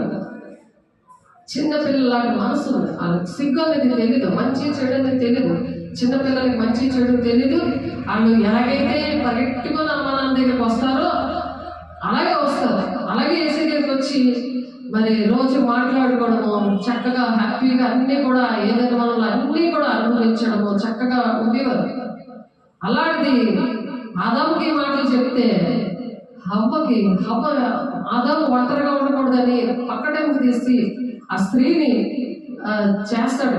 ఒంటరిగా ఉండకూడదు, నరుడు ఒంటరిగా ఉండటం మంచిది కాదు అని చెప్పి ఇంకా సాటి అయిన సహాయం కావాలి అని చెప్పి చేశాడు. ఆయన భార్య భర్తలుగా ఉండి అలా తోడుగా ఉంటారు, ప్రేమగా ఉంటారు, భూమిని నిండిస్తారు అని చెప్పి వాళ్ళిద్దరు కలగపోతే ఎంతమంది పిల్లలు ఉండరు. శారీరకంగా ఆత్మీయంగా బలంగా ఉంటారు అని అంటే ఈ మధ్యలో సాధారణ లూసిఫర్ అక్కడ నుండి తోసేశాడు కదా దేవుడు. తండ్రి చిత్తాన్ని నెరవేర్చలేదు. అది అలా ఉందో అనుకుంటున్నావా దేవుడు బిడ్డ? అలా తయారవుదాం అనుకుంటున్నావా? నీకు పాము కళ్ళలో వస్తుంది, నువ్వు అబద్ధాలు ఆడుతూ ఉంటావు. నువ్వు అబద్ధాలు ఆడిన వెంటనే నీకు తాగుడు వచ్చేస్తుంది, కాలు పీకులు వచ్చేస్తాయి, నడుము పీకు వచ్చేస్తుంది. ప్రతి దానికి ఒక అబద్ధమును ప్రేమించి జరిగించేవాడు మండు అగ్నిగుండంలో పడిపోతాడు ఉంది. నరకానికి వెళ్ళే ఋషుల్లో అబద్ధికులు ఉన్నారు. అబద్ధాన్ని ఆయనకి అస్తమాటికి ఒక అబద్ధం అంటే ఇంకా 1000 అబద్ధాలకు ఇష్టంగా ఆడుతూ ఉంటారు. ఎందుకు? మనుషులు చూసుకొని వాళ్ళు ఆడే కదా.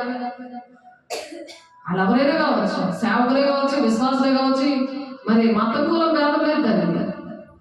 పూజారులే ఎవరైనా సరే అందరూ దేవుడు బిడ్డలే. మనుషులు పెట్టుకున్నవి ఇవన్నీ. తండ్రి చిత్తం ఏంటంటే అది దేవుడు మాట్లాడుతున్నారు. అందరూ దేవుడు బిడ్డలే. నేను అందరితో కూడా ప్రేమగా ఉంటాను. నాకు మతం కులం భేదం ఉండదు. నాకు దేవుడు నేర్పించాడు. నేను అందుకే దేవుడు నాకు అటువంటి ఏరియాలో 4-5 దిక్కుల ఏరియాలు నన్ను పిలుచుకొని నాకు సొంతంగా జనగుడిలో దేవుడు చర్చించారు. కారణాలు అవి సేమ్ అలాంటి మాస్ ఏరియాలే. ఎందుకంటే అటువంటి ల్యాబ్ ఏరియాలో నా భర్త చెడిపోయాడు కాబట్టి అటువంటి ఆయన నేను చూడకుండా పెళ్లి చేసుకున్నాను. ఎందుకు? ధనాపేక్ష అన్నింటికన్నా చాలా పెద్ద పాపం.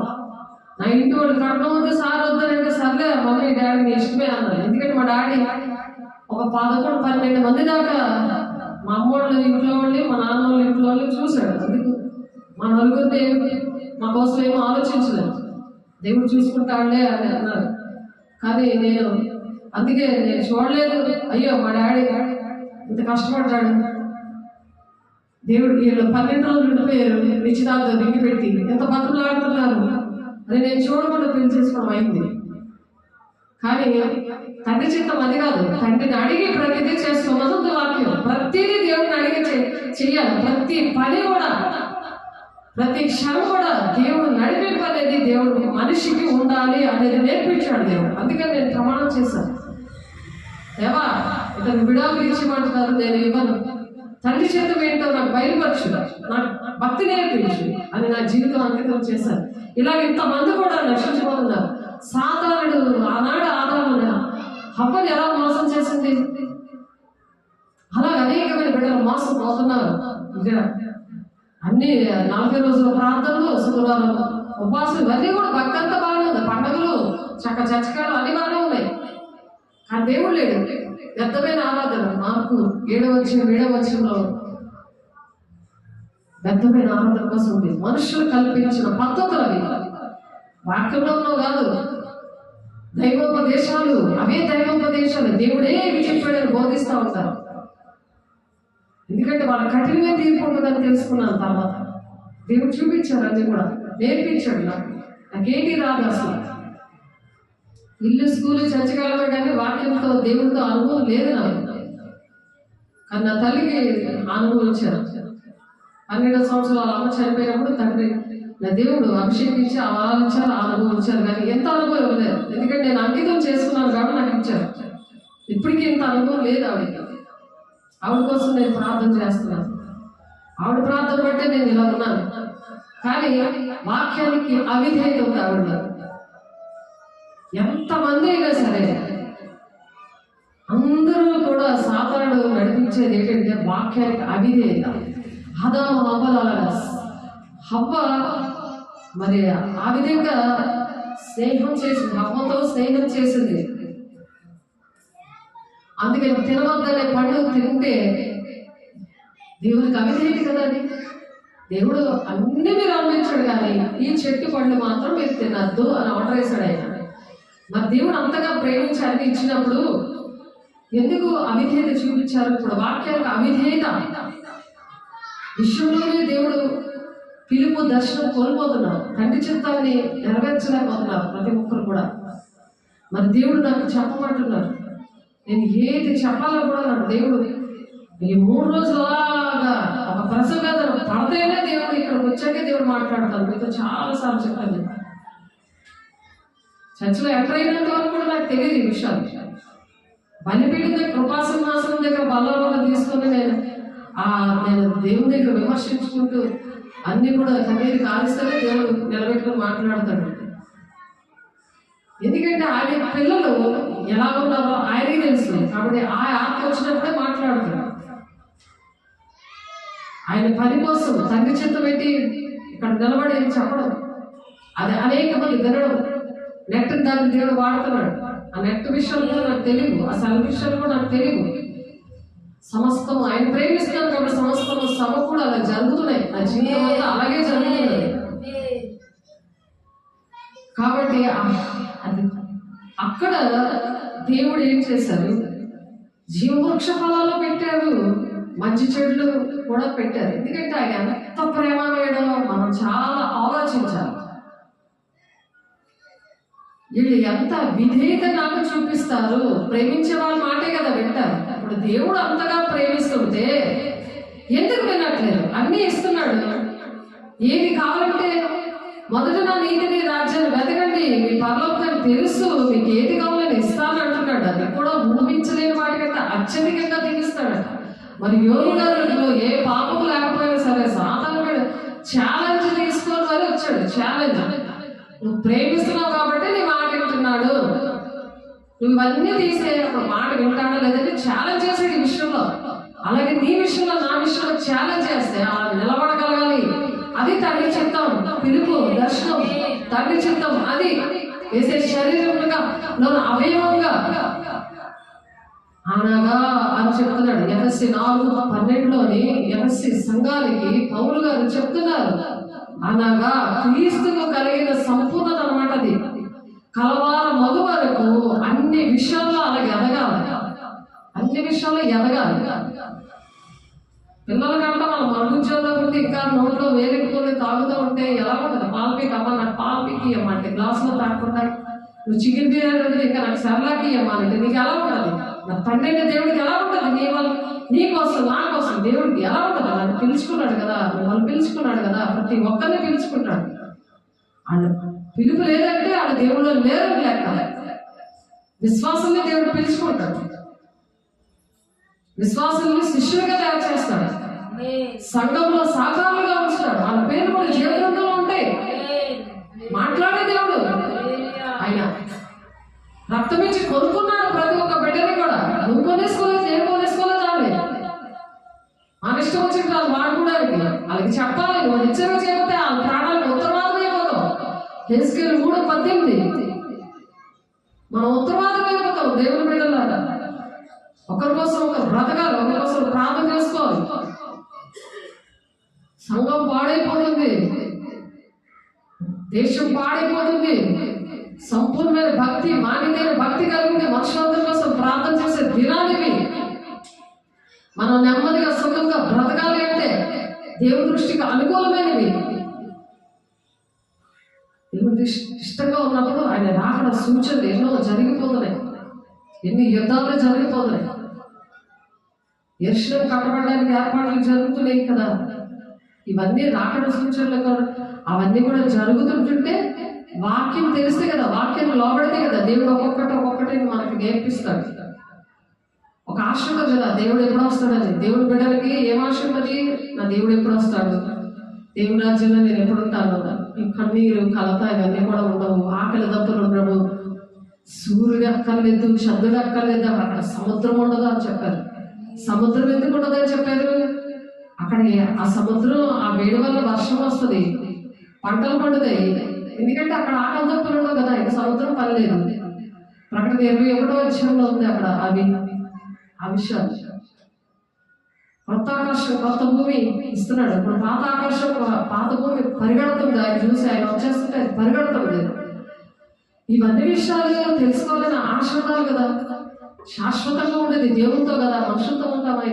ఇక్కడ విషయాలు భూ సంబంధమైనవి, వాటి మీద మీరు మనసు ఉంచుకోవద్దంటే అవే విషయాలు. దేని గురించి మీరు చింతపడకూడదు కానీ ప్రార్థన విజ్ఞాపనం చేయండి. మీకు ఏది కావాలో ఆయన ఇస్తాడు. మొదటి నీతిని రాజ్యం వెతకండి, మీకు ఏది కావాలో ఇస్తాడు. అంటే ఎందుకు చింత పెడుతున్నాను?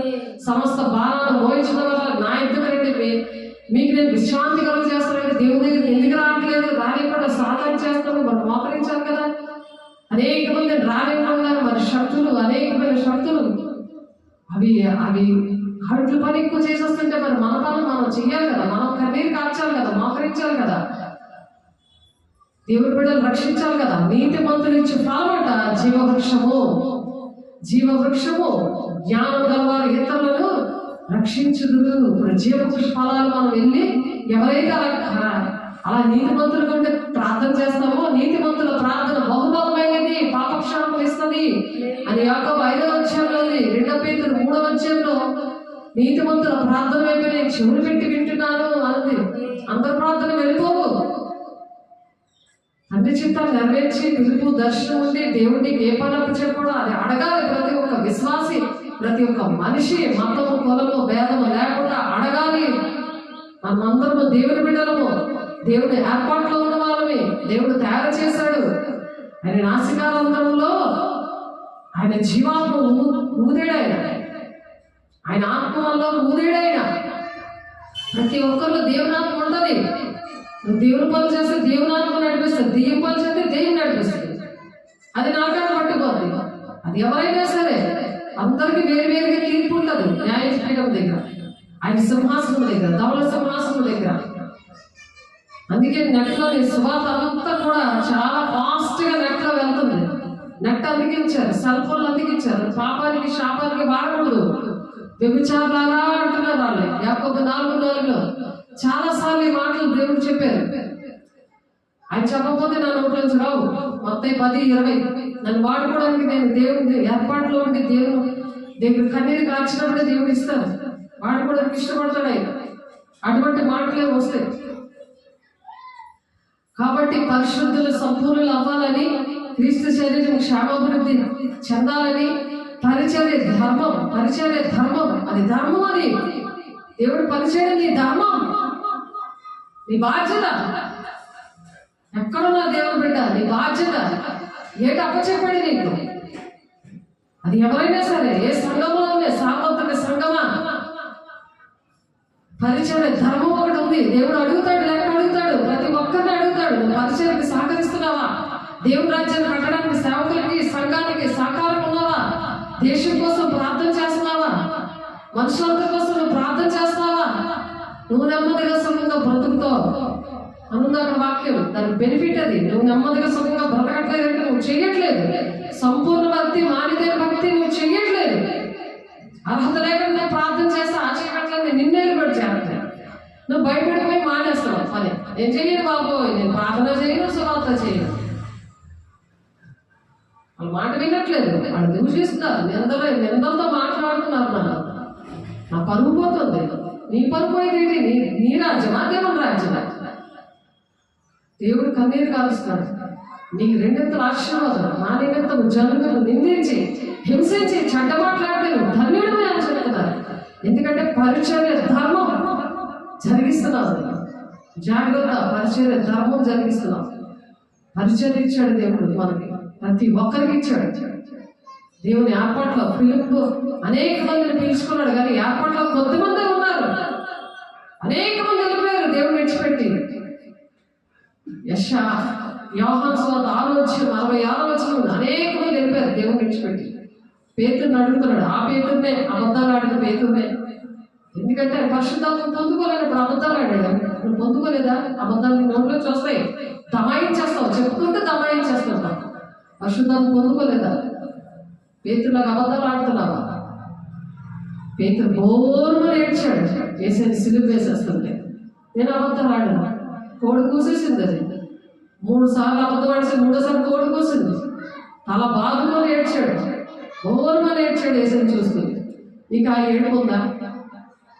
అబద్ధం ఆడమంటే దబాయించేస్తుంటే నీకే ఏడుపు ఉందా? దేవుని విషయంలో బలిపీఠం దగ్గర మీకు సేవ చెప్పారే, చేస్తున్నావా పని నమ్మకంగా? ఏమి తిందమా, ఏమి త్రాగుమా, ఏం భుజిద్దామా చెత్త పెట్టుకున్నావా? అన్ని జనులాగా. అన్ని జనులు అలా చెత్త పెట్టుకుంటారట. అన్ని జనులకి నీకు తేడా లేదా? ఎంచుకున్నాడు. పిలవబడ్డ వాళ్ళు అనేక మంది ఏర్పాట్లో ఉన్నావు కదా, పరిచర్య ధర్మం చేయాలి కదా.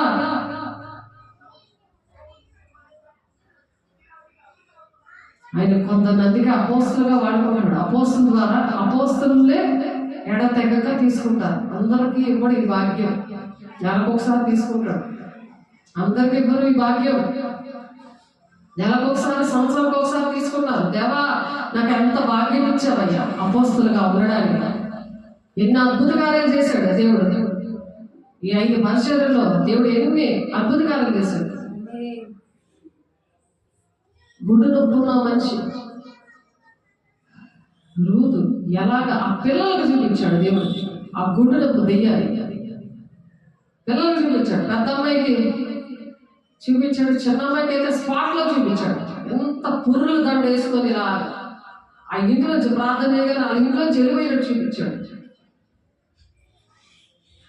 తోమ లాంటి వాడు ఎక్కడ పడితే అక్కడ పరిగెట్టేవాళ్ళు.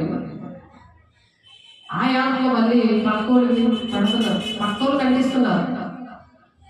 కంటిస్తున్నారు అంటే నీ వెలుగుని నీ పరిశుద్ధ ప్రవర్తన బట్టి భర్తను రాబట్టవచ్చునని 2 కొరింథీ 7:14 ఉంది. ఇక్కడ ఎవరైనా వాక్యములకు అవిధేయులైతే వారు భయముతో కూడిన నీ ప్రవర్తన చూసే వాక్యం లేకుండానే వాళ్ళ నీ నడవడి వలన వాళ్ళు రాబట్టుకుంటారట. మన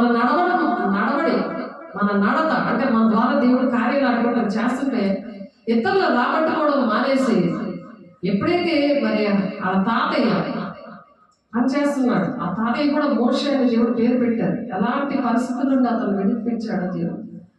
ఆ పని మానే అంటే మానవ పొందలేనప్పుడు బీర్ బాటిల్ ఆ బీర్లు అదే దాన్ని ఏమంటారు బార్లో పనిచేస్తున్న మనిషి మానేయాలి కదా. ఇంటికి వచ్చి నా దగ్గర ఉండమని చెప్పారు, నాతో ఉండమని చెప్పారు, నేనున్న ఏరియాలో ఇల్లు తీసుకోమని చెప్పారు, లేకపోతే నాతో ఉండమని చెప్పారు. అక్కడే చక్కగా వాచ్మెన్ లాగా అక్కడే జాబ్ వేయిద్దామంటే మానలేదు. అతను ఒక్కడి వలన మొత్తం కుటుంబం అంతా సర్వనాశనం అయిపోయింది. అతను అక్కడ నుండి తెచ్చినవి ఆ బిర్యానీ అలాంటిగా తినడం, అతను తెచ్చిన డబ్బులు వాడడం, మొత్తం పిల్లలందరూ కూడా వాళ్ళందరికీ మేడగా ధనముల దర్శనం ప్రవచనం అన్నీ కూడా చకచక ప్రతి ప్రార్థనకి సెకండ్స్ లో వచ్చేసింది. ఉపవాసం ఎప్పుడు కూడా మేము ఉండలేదు. ఏసే అన్నారు, నేను ఉన్నప్పుడు ఉపవాసం ఎందుకని, ఈ పిల్లలు ఎందుకు ఉపవాసం ఉండదని శాస్త్రుల పరిశీలన అడిగితే వెంటనే సమాధానం చెప్తాడు దేవుడు. నా పిల్లలు నేనుండగా నా పిల్లలకి ఉపవాసం ఎందుకు అని అంటాడు. అలాగే దేవుడు మాతో ఉన్నప్పుడు మేము ఎవరు ఉపవాసంలో ఉంటగా ఏమి జరగలేదు. ఇల్లు ఉపవాసాలు కానీ మోకాళ్ళ ప్రాంతాలు కానీ గంటల ప్రాంతాలు కానీ ఎప్పుడు లేవు. ఎంత ఆశ్చర్యం వేస్తుందమ్మా. అటువంటి పరిచయం ఇచ్చాడు. ఎందుకంటే నేను లోబడ్డాను. ఎవరు వద్దన్నా నేను లోబడ్డాను. అలా మనం లోబడాలి.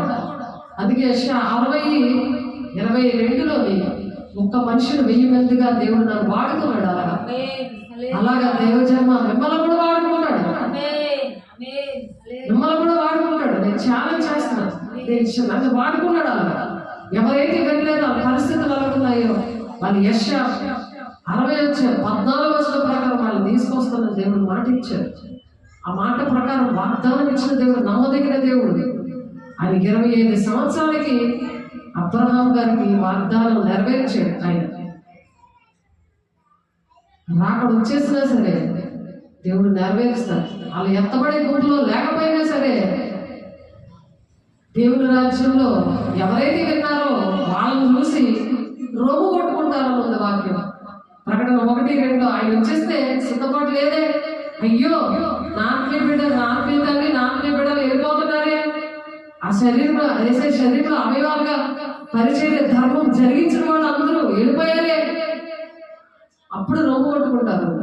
దేవుని దగ్గర 666 ముద్రలు వేసేస్తాడు. వాడి దగ్గర దాక్కుంటారో లేకపోతే వాళ్ళు ఎదురకుండా చచ్చిపోతారో, వేస్తాయి లేకపోతే చచ్చిపోతామని వేసుకుంటే మాత్రం దేవుని రాజ్యం లేదు. మరి వాక్యం వింటున్నారు, వింటే వాళ్ళకి అర్థమవుతుంది. ఎవరైనా సరే ఎక్కడున్నా సరే వింటే వాళ్ళకి అర్థమవుతుంది. ఆ 7 ఏళ్ల శ్రమ దినాల్లో బహిరంగ రాకడలో అప్పుడు ఎత్తబడతారు. రహస్య రాకడ వాళ్ళకి అర్థమవ్వలేదు. ఆ ఎత్తబడే గుంపులో పెళ్లి కుమార్తె సంఘంలో ఉండకుండా వెళ్ళిపోతారు. ఈ లోపల ప్రార్థనకి దేవుడు తీసుకొస్తే ఆయన ఇష్టం, ఆయన చిత్తం. అది మేమైతే అనుక్షణము ప్రార్థన చేస్తాం. ఎక్కడ ఉన్నా సరే ఎవరు దేవుడి మాటలు వినకపోయినా సరే ఎందుకు ప్రార్థన చేస్తున్నాం? వాక్యం ఎవరైతే వాక్యానికి అవిధేయులు అయ్యారో వారు భయంతో కూడిన మీ ప్రవర్తన పరిశుద్ధ ప్రవర్తన కోసమే మేము బాధపడుతున్నాం. ఎందుకంటే ఆ ప్రవర్తన బట్టి వాళ్ళు రాబట్టాలి. అందుకు మేము చాలా దేవుని దగ్గర గోజాడి కన్నీరు ముందేరే దేవుని దగ్గర ఏడుస్తూ చేస్తా, దేవుని దగ్గర పరిచర్య ఆగకుండా దేవుడు జరిగిస్తున్నాడు, మాట్లాడుతున్నాడు, నడిపిస్తున్నాడు. ఆయన మాట్లాడకపోతే నడవలేము, బ్రతకలేము, కుంగిపోయి చచ్చిపోతాం అనమాట. అటువంటి పరిస్థితులు ఎన్ని దెయ్యాలు కలుగుతున్నాయి, ఎన్ని అద్భుత కార్యాలు దేవుడు చేసిన వాళ్ళతోటి ఎన్నో విషయాలు మాట్లాడాడు. నాకన్నా ఎక్కువ వాళ్ళతో మాట్లాడేవాడు. నేను వాళ్ళకే ఆ క్వశ్చన్ వాళ్ళు ప్రేర్ పడి వాళ్ళకే అప్పచెప్పేదాన్ని. ఎందుకంటే నేను చెప్తే వినే రకాలుగా తిరుగుబడే స్వభావం ఉన్న వాళ్ళకి కళలు, దర్శనాలు, ప్రవచనాలు ఇవన్నీ కూడా వస్తాయి. తిరుగుబాటు లేని వాళ్ళకి వాక్యం వింటే చాలు వెంటనే లోపడిపోతారు. నాకు చదువు అక్కర్లేదు, ఏం లేదు. అలాంటి బిడ్డలు దేవుడు ఇప్పుడు నాకు ఇచ్చారు. వాళ్ళకి కష్టపడి పరిశుద్ధాలు పొందుకొని మీరు పరిచర్యకి వెళ్ళండి అని చెప్పేదాన్ని. కానీ ఇప్పుడున్న దేవుడి బిడ్డలకి నేను చేతులేసి ప్రార్థన చేయను, వాళ్ళకి కష్టపడి చేతులేసి ప్రార్థన చేసేదాన్ని. చేతులేసి ప్రార్థన చేసి దేవునాత్మతో నింపబడేవారు, పరిశుద్ధాలు పొందుకునేవారు. అప్పుడు నేను పరిచర్యకి ప్రతి ఒక్కరిని కూడా స్వాత ప్రకటించడానికి వాళ్ళ ద్వారా దేవుడు కొన్ని కార్యాలు చేసేవారు. అలాగే ఇప్పుడు చేయట్లేదు. ఎందుకంటే వాళ్ళంతా వాళ్ళు నిలబడాలి. అభిషేకం అనేది మనుషుల ద్వారా కన్నా దేవుడి ద్వారా పొందుకోవడం చాలా బలమైనది. నేను ఉన్నా లేకపోయినా దేవుడు వాళ్ళు నిలబెడుతున్నాడు, వాళ్ళు ఎక్కువగా నిలబెట్టేలాగా చేస్తున్నాడు. దేవుడు నాకు స్తోత్ర. అలాంటి కల్పించాడు నా దేవుడు. నాకు తెలియదు ఇవన్నీ కూడా దేవుడు నడిపింపులో ఉండాలి అంటే వాక్యంకి లోపడాలి. అవన్నీ అబద్ధం వస్తాయి. భాషల అబద్ధం వచ్చాయి, దర్శనాల అబద్ధం వచ్చాయి, నా పరిచర్యలో ప్రవచనాల అబద్ధం వచ్చాయి, కళల అబద్ధాలు వచ్చాయి. ఎందుకంటే వాక్యంలో ఉన్నది అవన్నీ కూడా. వివేచన వరకు దేవుడు నాకు ఇచ్చారు. ఈ వరాలతోటి నాకు స్టార్టింగ్ లోనే 99లోనే నాకు వివేచన వరం ఇచ్చారు. దేవుని అభిషేకం పొందుకున్నాక నేను ఏకాంతంలో 2 రోజులు ప్రార్థనలో ఉన్నప్పుడు ఇవన్నీ కూడా ఇచ్చారు. ఎంతమంది ఏమనుకున్నా సరే 30 మందిని నడిపించేటట్టుగా అక్కడే క్యాన్సర్ పేషెంట్ మీద అధికారం ఇచ్చి, క్యాన్సర్ పేషెంట్ అవి జలుబులు వచ్చి ఇంగాపలు వచ్చి ఆ క్యాన్సర్ పేషెంట్ వచ్చి ఏంటది ఎక్స్రే చూపించి మరి సాక్ష్యం చెప్పాడు. చెవు క్యాన్సర్, నోరు క్యాన్సర్. అక్కడ పిలుపు దర్శనం మీద వచ్చినప్పుడే ఇక్కడ కూడా ఆ క్యాన్సర్ పేషెంట్ 2 ఎంగ్లాపల్లిలో ఒకరు అలాగే దేవుడు రక్షించుకున్నాడు. ఎందుకంటే మనం నడుస్తున్నప్పుడు దేవుడు మాట వింటున్నప్పుడు అవి పని చేస్తారు. వాక్యం వింటేనే క్యాన్సర్ పేషెంట్ అక్కడ చనిపోతుంది డాక్టర్ చెప్పారంటే ఎంగ్లాపల్లిలో. వాక్యం వింటుంటే స్వస్థత వచ్చిందట. దేవునికి మహిమది. మనం మాట్లాడుతుంటే మహిమ. తలపోటు వస్తున్న మనిషి ఎదుర్కొంటాడు, నాకు తలపోటు వస్తుంది ప్రార్థన చేస్తాను చేయండి అని దగ్గరికి వస్తే నేను మాట్లాడుతున్నప్పుడే నీకు స్వస్థత వస్తుందమ్మా, నేను చెప్తుంటే విను అని మానవ దోషం చేయగల తలగల నడినెత్తిని నేను పగలగొడతానని చెప్తున్నాడు దేవుడు. నువ్వేం చేస్తున్నావు దేవుడు దగ్గర ఒప్పుకో పోతుంది అని అడిగారు. వెంటనే పోయిందా స్వస్థపరిచేది దేవుడు. వాక్యమనే దేవుడు స్వస్థపరిచాడు, మనుషులు కాదు.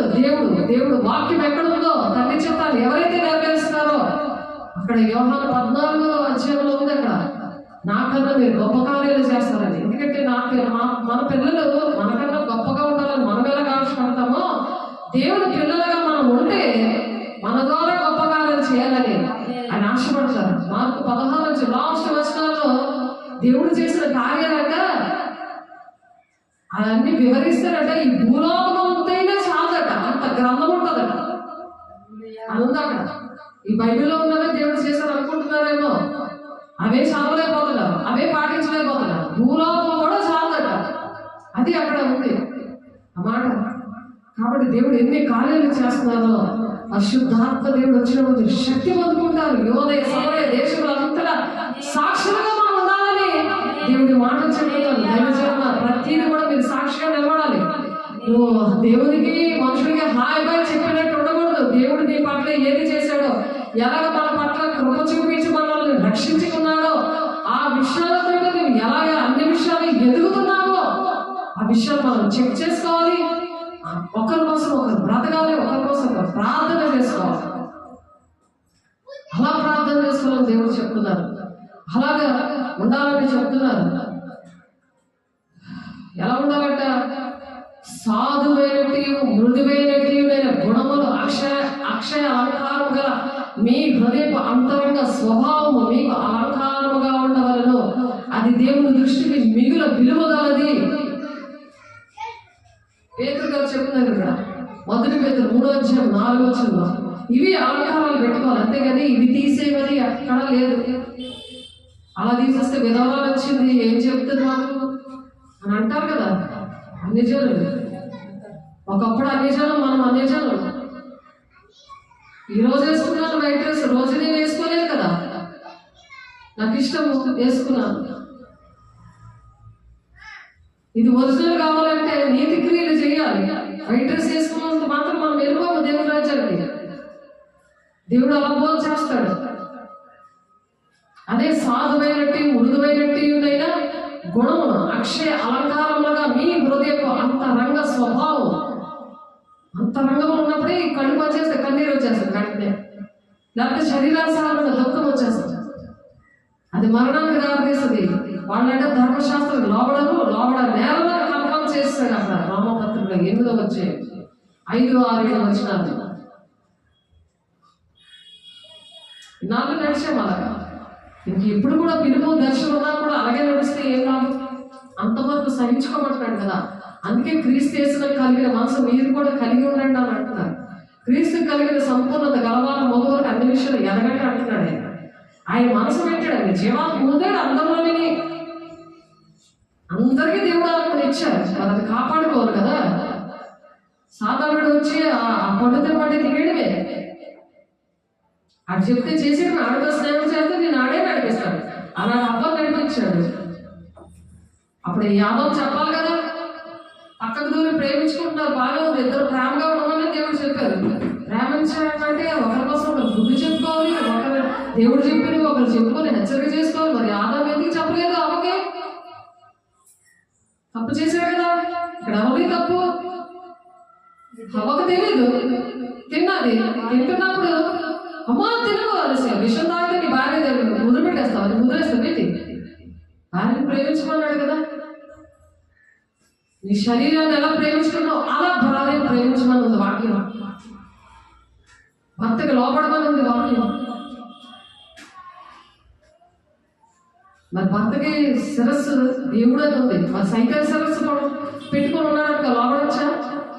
దేవుడే శిరస్సు అటాలకి అని ఉంది వాక్యం. అవన్నీ చెప్పుకున్నాం మనం. దేవుడు శిరస్సుగా ఉంటాడు. అప్పుడు దేవుడు నాకు శిరస్సుగా ఉంటే చెప్తున్నాడు. దేవుడు ఎవరు చెప్తారు ఈ వాక్యం? ఎవరిది? నా భర్తదా, నా దేవుడిదా? చెప్పండి. ఆయన లేగలేపాడు. నేను వచ్చే వరకు కూడా బెడదని లేగలేదు ఆయన. సువార్త పిలుపు, సువార్తికల పరిస్థితి అలా ఉంటుంది. ఎందుకు ఆ సువార్త పిలిపించాడు ఆయనకి? ఎంత ఏడుస్తుంటుంటే అక్కడ ఉన్న వాళ్ళకి తెలియదు. అక్కడ పెద్ద పెద్ద బిషప్లు అందరూ ఎంతమంది 600 పైన బ్రాంచెస్ ఉన్నాయా? ఆ బ్రాంచెస్ ఉన్న చర్చిలో ఆయన బాప్టిజం తీసుకున్నాడు. అక్కడ ఉన్న వాళ్ళకి తెలియలేదు. పిలుపు దర్శనం కోసం మాకు అభిషేకించాడంటే వెళ్ళలేదు. ఎప్పుడైతే దేవుడు ఈ మాట ఎర్రసి 4, 11, 12, 13 ఈ మాటలు నాకు దేవుడు చెప్పారు, ఆ వాక్యం తీసుకెళ్ళి కల్లూరులో ఉన్నారు ఆయన, ఖమ్మం జిల్లాలో ఉన్నారు ఆయన వాక్యం చూపించగానే పాస్టర్లకే అభిషేకిస్తారట. సువార్తికులకి ఎవరికి అపోస్తులు, ప్రవక్తలు, ఉపదేశకులు ఎవరు మరి వాళ్ళ దేవుడి శరీరంలో అవయవాలు కాదు. మరి ఏటో మరి ఏమర్థమైందో నాకు అర్థం లేదు. కాపర్లకే మేము ఇస్తాము, మీ సువార్త పిలుపు కాబట్టి మేము అభిషేకించము అని అంటే, ప్రార్థనలో ఉన్న వాళ్ళకి, దేవుని దగ్గర ఏడ్చి ప్రార్థన చేసుకున్న వాళ్ళకి మాకు అభిషేకం ఎవరంటే ఆ దినాల్లో తెలియదు కాబట్టి ఏడ్చాను. ఎప్పుడైతే నేను ఏడను, దేవుడు అభిషేకించాడు. దేవుడు అభిషేకించింది ఎంతో ISI మార్క్ అంటారు కదా, అలాగా ఆయన మొత్తం వేశాడు అన్నది వాక్యం. మొత్తం వేశాడు ఆయన. ఎవరు అభిషేకం అక్కర్లే, దేవుడు రోజు అభిషేకించి నడిపిస్తాడు. చెరలో ఉన్న వాళ్ళు, బంధకాలు ఉన్న వాళ్ళని విడిపించడానికి నన్ను అభిషేకించాలని మాట్లాడాడు దేవుడు. కాడిమానమీకులు తీయడానికి నేను అభిషేకించాలన్నాడు. వేదాలకు సువర్తమానం ప్రకటించడానికి నేను అభిషేకించాను. నా పిలుపు దర్శనం అలాంటి ఏరియాలో దేవుడు నన్ను వాడుకున్నాడు. నేను ఇంకెవరి దగ్గర నా అభిషేకించండి, నేను సేవకు వెళ్తానండి, నా కోసం ప్రార్థన చేయండి అని అడుగుతామా? ఒకవేళ ప్రార్థన చేస్తే చేయించుకుంటాను. ఆడ అభిషేక్తులు ఏంటి? మంచిదే కదా, ఒకరి కోసం ఒకరు ప్రార్థన చేసుకోవడం మంచిదే కదా. అది కూడా అపోస్తల బోధన పరిశుద్ధాత్మతో నింపబడిన వాళ్ళు అయితేనే, లేకపోతే అది కూడా చేయకూడదు. అలా చేసినందుకు ఫార్మర్స్ వచ్చారట, చేతులేసి ప్రార్థన చేసినందుకు ఆ భాషలు అనేవి సైతం కూడా మాట్లాడుతున్నాడు మేడపల్లిలో అతని మీద వచ్చి. ఎప్పుడైతే ఇవన్నీ కూడా విడుదల వచ్చాయో ఆ రోజు మొత్తం 5 ఇంట్లో వాళ్ళు బాప్తీసాలు తీసుకున్నారు. 5 కుటుంబం అంతా కూడా బాప్తీసాలు తీసేసుకున్నారు వెంటనే స్పాట్ లో. దేవుని స్తోత్రం, వెంటనే తీసుకున్నారండి. ఆలోచించండి, ఎక్కడ మనం రక్షించినా అక్కడ ధనము, మీ ధనము పరలోక రాజ్యంలో సమకూర్చుకోండి అని ఉంది వాక్యం. ఇక్కడ చొన్నగుడ్డి, ఇంగ్లాపల్లి, మేడపల్లి అలా పరిచయం చేశాను. అవన్నీ చూశాడు నా దేవుడు. అక్కడ అరకువేలి, ధర్మపూరి, జమ్ము చూశాడు దేవుడు. దేవుడి గురించి పరుగులు తీసే పాదాలు ఇయ్యాడు ప్రభా అని నేను అడిగాను. దావీదు భక్తుడు నాకు ఏడ్చాడు. నీ ధర్మశాస్త్రంలో ఆశ్చర్యకరమైన సంగతులు చూసాడు, నా కళ్ళు తెరవండి ప్రభా అంటే అటువంటి సంగతులే నాకు తెలియజేశాడు నా దేవుడు.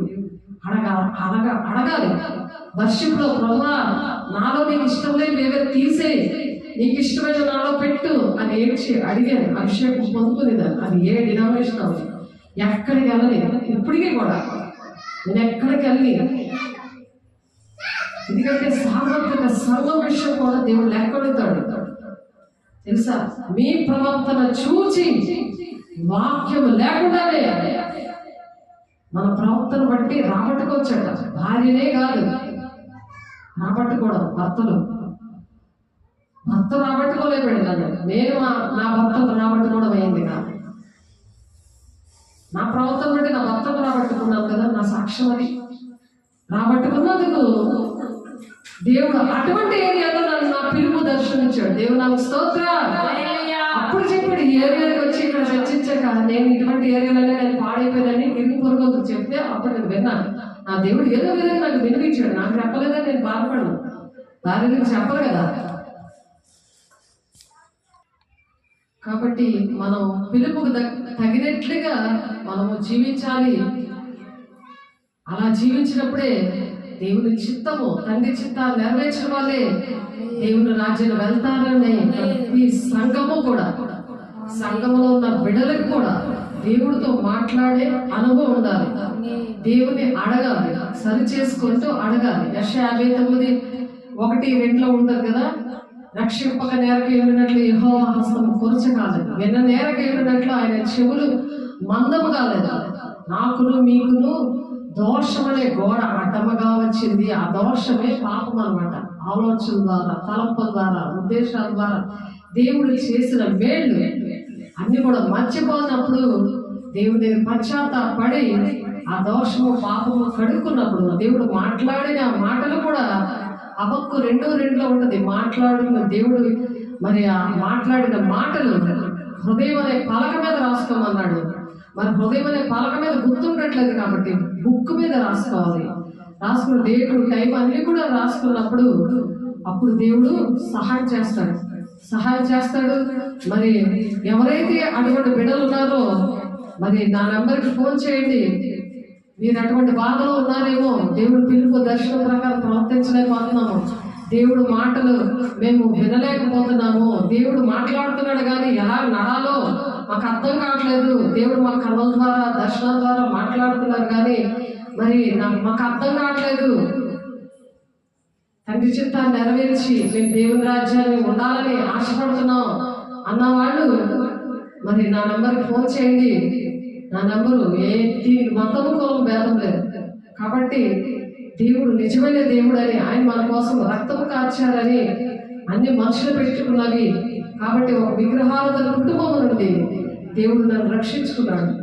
అటువంటి పరిస్థితి నుండి నన్ను విడిపించి ప్రతి ఒక్కరూ దేవుని బిడ్డలుగా ఆయన మహిమతో మనం యుగాలు ఆయనతో కలిసి జీవించాలి అనే విషయాలు ప్రకటన 21:1 1, 2, 3 వచనాల్లో ఉంది. కాబట్టి అలా మనం జీవించాలని అందరికీ మన ప్రేమను, శాశ్వతమైన ప్రేమ ఆ దేవుని ప్రేమ కాబట్టి ఆయన అందరి కోసము, ఆయన మానవాళి రక్షణ కోసము ఆయన తన ప్రాణాన్ని, పరిశుద్ధ రక్తమును చిందించాడు. ఆయన మళ్ళా తిరిగి రాబోతున్నాడు. ఈ విషయాలు మనల్ని అడుగుతారు. మనం తెలుసుకున్న ప్రతిదీ కూడా చెప్పాలి. మీకు ఏదైనా డౌట్ ఉంటే నన్ను అడగండి. నా నంబరు మీకు చెప్తున్నాను, 798985 మరలా 8551. కాబట్టి ఈ మాటలు దేవుడు దీవించి ఆశీర్వదించునుగాక. ఆమేన్. పరిశుద్ధ ప్రేమ గల దేవ, అభిషేక్తుడా నాయన, నీ కృపగల నామంలో, నీ మహిమగల నామములో అయ్యా మమ్మల్ని నడిపిస్తున్నావయ్యా. అయ్యా నీ రాజ్యాల వారసులుగా ఉండాలని అయ్యా మేము ఆశపడుతున్నామయ్యా. నీ పిల్లలని నాయన నీ ప్రణాళికని మేము నెరవేర్చాలని ఆశపడుతున్నాం నాయన. ఆన్లైన్ లో ఆఫ్లైన్ లో ఎవరైతే బిడ్డలు ఉన్నారో వాళ్ళందరూ కూడా నాయన నీ మాటలు వింటున్నారయ్యా. వాళ్ళని దీవించండి, ఆశీర్వదించండి. వాక్యానికి లోబడి నీ రాజ్యంలోకి రావడానికి మేము నీతో ఉండాలని ఆశపడుతున్నాం. ప్రభానైనా ఇదిగో ఈ నెంబర్ ఇచ్చిండగా ప్రభా, నెంబర్కి నాయన నీ బిడ్డలెవరో వారు మాత్రమే ఫోన్ చేయడానికి సహాయం దయచేయండి. ప్రతి దుష్టుడు ఆటంకాలన్నీ ఏసునామములో లైన్ అయిపోవాలి. మహిమగల నామములో, నీ శక్తి గల నామములో అయ్యా మీరు ఇచ్చిన సమస్తాన్ని మీ బలమైన హస్తాల్లో పెడుతుంది. యేసయ్య పరిశుద్ధ నామములో బ్రతిమలాడి పెట్టుకుంటున్నాను తండ్రి. ఆమేన్. హరి యొక్క దీవెన, కుమారి యొక్క కృప, పరిశుద్ధాత్మిక నిత్య సహవాసము సకలోక పరిశుద్ధులకి మరి వాక్యం విని మరి దానికి లోబడి అయ్యా మా పరిశుద్ధ ప్రవర్తన బట్టి మరి నాయన నీ బిడ్డలను రాబట్టడానికి ఎవరైతే ఆశపడుతున్నారో వారందరికీ కూడా నాయన సదాకాలం తోడే నడిపించును గాక. ఆమేన్. వందనాలు. దేవుడు మమ్మల్ని దీవించును గాక. దేవుడికి కోట్లాది కోట్ల వందనాలు చెల్లిస్తున్నాను. ఈ మాటలు ముగిస్తున్నాను.